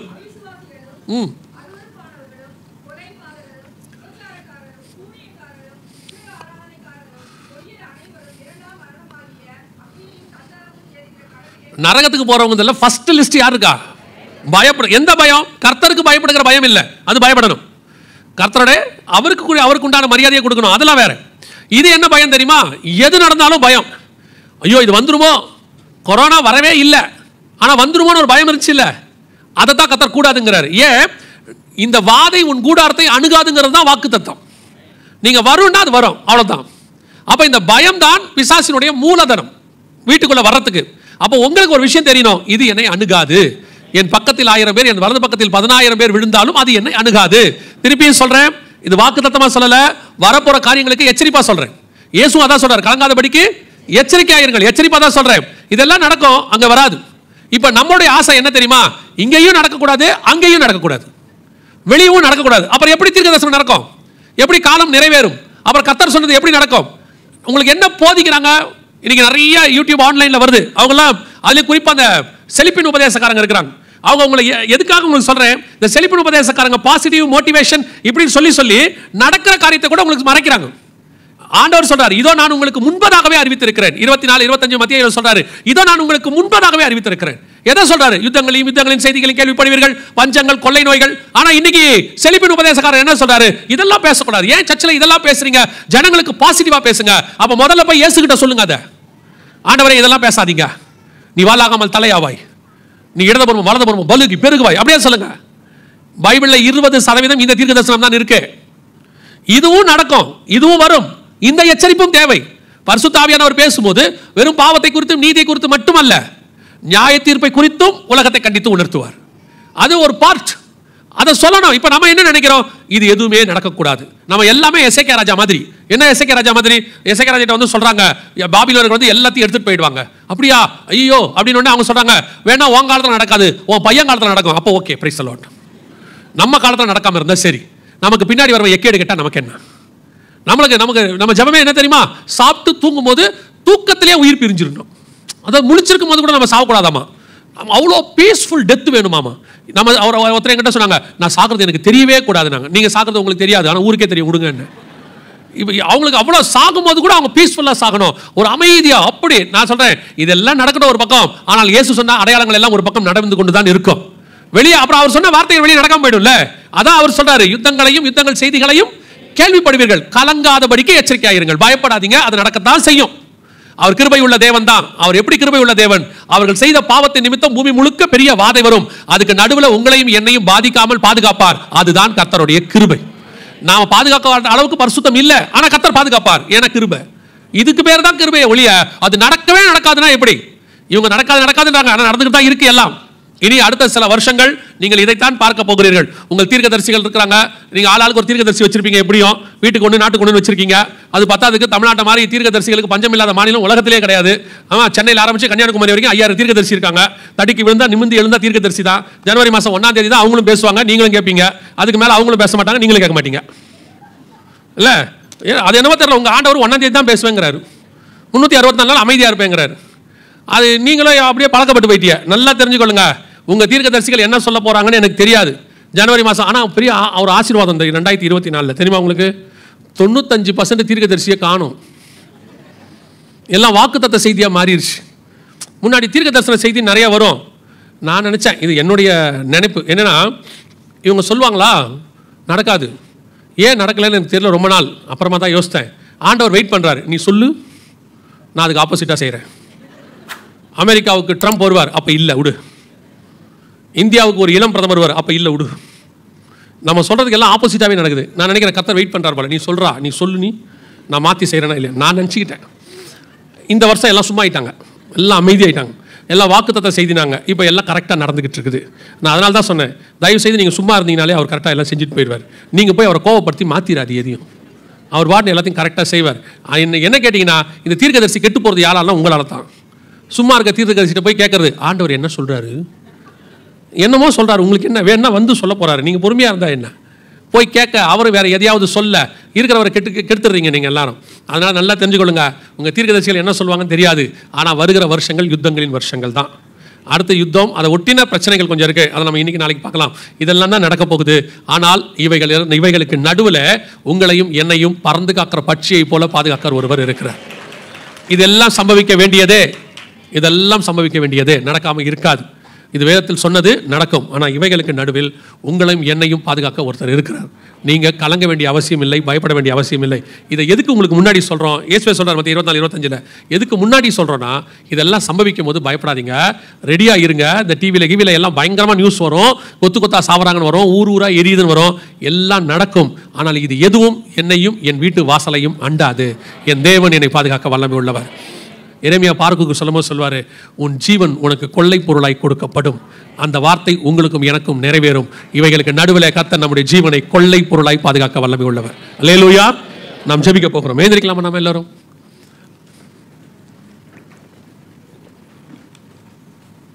எல்லாம் கண்களை மூடுவோம். கர்த்தர் சொன்ன யுத்த காலம் தொடங்கிருச்சு. இப்போதான் கொள்ளை நோய் முடிஞ்சு போச்சு. 3.5 வருஷம் கொள்ளை நோய் பூமியில் இருந்துச்சு. ஐநாவுடைய ரிப்போர்ட் படி 2019 டிசம்பரில் ஆரம்பித்து 2023 மே மாதம் கொரோனா எமர்ஜென்சியை அவங்க ரிலீஸ் பண்ணாங்க யூஎனில். கரெக்டாக 3.5 வருஷம் எக்ஸாக்ட்லி. பைபிள் சொன்ன கணக்கு தான் அது. 3.5 வருஷங்கிறது எப்பவுமே பைபிள் கணக்கு. இப்போ தான் ஒரு கொள்ளை நோய் 3.5 வருஷம் கடந்து போச்சு. அடுத்த யுத்தம் ஆரம்பிச்சிருக்கு. நடுவில் பஞ்சம் போய்கிட்டு இருக்கு. இயேசு சொன்ன அடையாளங்கள் எல்லாம் நடக்குது. நாமும் அதுக்கு நடுவில் 5 வருஷமாக வாழ்ந்துக்கிட்டு தான் இருக்கிறோம். ஆனால் ஒரு கூட்டம் மட்டும் நடக்காது, இதெல்லாம் வெள்ள வசனம் வராது, அதெல்லாம் கர்த்தர் கிருபை உள்ளவர், நடக்காது. நடந்து 5 வருஷம் ஆச்சு, அதை நம்ம கிராஸ் பண்ணி வந்துட்டோம். அவைகளுக்கு நடுவில் உங்களையும் என்னையும் பத்திரமாய் பாதுகாத்த தேவன் இனி வருகிற காலங்களிலும் பத்திரமாய் பாதுகாக்க வல்லமை உள்ளவராய் இருக்கிறார். என்ன இதுக்கு நடுவில் என்ன கர்த்தர் நம்மளை கைவிட்டார்? கைவிடல. ஆண்டவர் நம்மளை கோழி தன் சட்டைகளுக்குள்ள குஞ்சுகளை வைத்து பாதுகாப்பது போல பத்திரமா பாதுகாத்துட்டார்.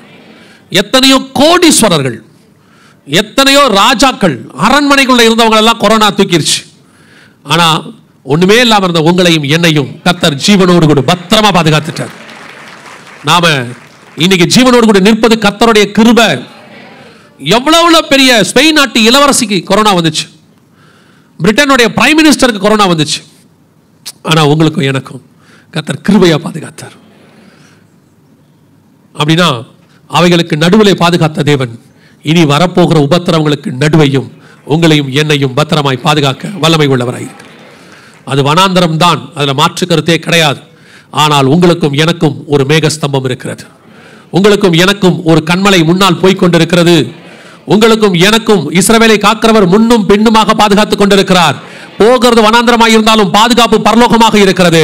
உன்னை யாரும் எதுவும் செய்ய முடியாது. உங்களுக்கும் உங்களுக்கு உண்டானவைகளை சுற்றிலும் கர்த்தர் வேலி அடைத்து பாதுகாத்திருக்கிறார். பயப்படாதபடிக்கு எச்சரிக்கையாயிருங்கள், கலங்காதபடிக்கு எச்சரிக்கையாயிருங்கள். இவைகள் எல்லாம் சம்பவிக்க வேண்டியதே. முன்பதாகவே கர்த்தர் உங்களுக்கு தெரிவிக்கிறார். சபையை நேசிக்கிறதுனால, இந்த சபையை கர்த்தர் முன்குறிச்சிருக்கிறதுனால, இத்தனை திரள் ஜனங்கள் இருக்கிறதுனால, இந்த சபை வரப்போகிறதான யுத்தத்தின் காலத்தில் கர்த்தருக்கு மலைமேல் இருக்கிற பட்டணமாக, அநேகருக்கு வெளிச்சம் கொடுக்கிற சபையாக, அநேகருக்கு அடைக்கல பட்டணமாக, அநேகரை போதிக்கிற போஷிக்கிற சபையாக மாறணும். அதுக்கு தான் கர்த்தர் ஆயத்தம் பண்றார். சபையை இப்பவே ஆயத்தம் பண்ண தொடங்குங்க. சபைக்குள்ள விசுவாச செய்தியை கேளுங்க. உபத்திரவங்களுக்கு நடுவில் ஜீவிப்பது எப்படின்ற செய்தியை கேளுங்க. கர்த்தர் எப்படி பாதுகாப்பாருங்கிறத படிங்க. வேதத்துல எல்லாத்தையும் கர்த்தர் கொடுத்து வச்சிருக்கிறார். ஆசீர்வாதம் ஆசீர்வாதம் உலக ஆசீர்வாதத்துக்கு பின்னாடி ஓடாதீங்க. உண்மையான ஆசீர்வாதம் வந்து கொண்டிருக்கிறது. மத்திய ஆகாயத்தில் அது தோன்றும். நித்திய ஜீவனோடு கூட கர்த்தர் வருகிறார். மீட்கப்பட்டவர்கள் அவரோடு கூட புதுப்பாட்டை பாடி சீயோன் மலையிலே காணப்படுகிற காலம் நெருங்கிடுச்சு. ஒப்பு கொடுப்போமா தேவ சமூகத்தில்? ஆண்டவர் வேலி அடைத்து பாதுகாக்க வல்லமை உள்ளவர். எல்லாம் ஒருமனப்பட்டு கரங்களை ஆண்டவருக்கு நேராக உயர்த்தி, ஆண்டவரே, என்னையும் என் குடும்பத்தையும் எனக்கு உண்டானவைகளையும் உங்களுடைய கரத்தில் தாழ்த்தி ஒப்பு கொடுக்கிறோம். எங்களை வேலையடைச்சு பாதுகாத்துக் கொள்ளுங்கப்பா. ஒப்பு கொடுப்போமா? சர்வ வல்லமை உள்ள எங்கள் தகப்பனே, இந்த அருமையான 2ஆம் நாளுக்காக, காலை வேளைக்காக ஸ்தோத்திரம்.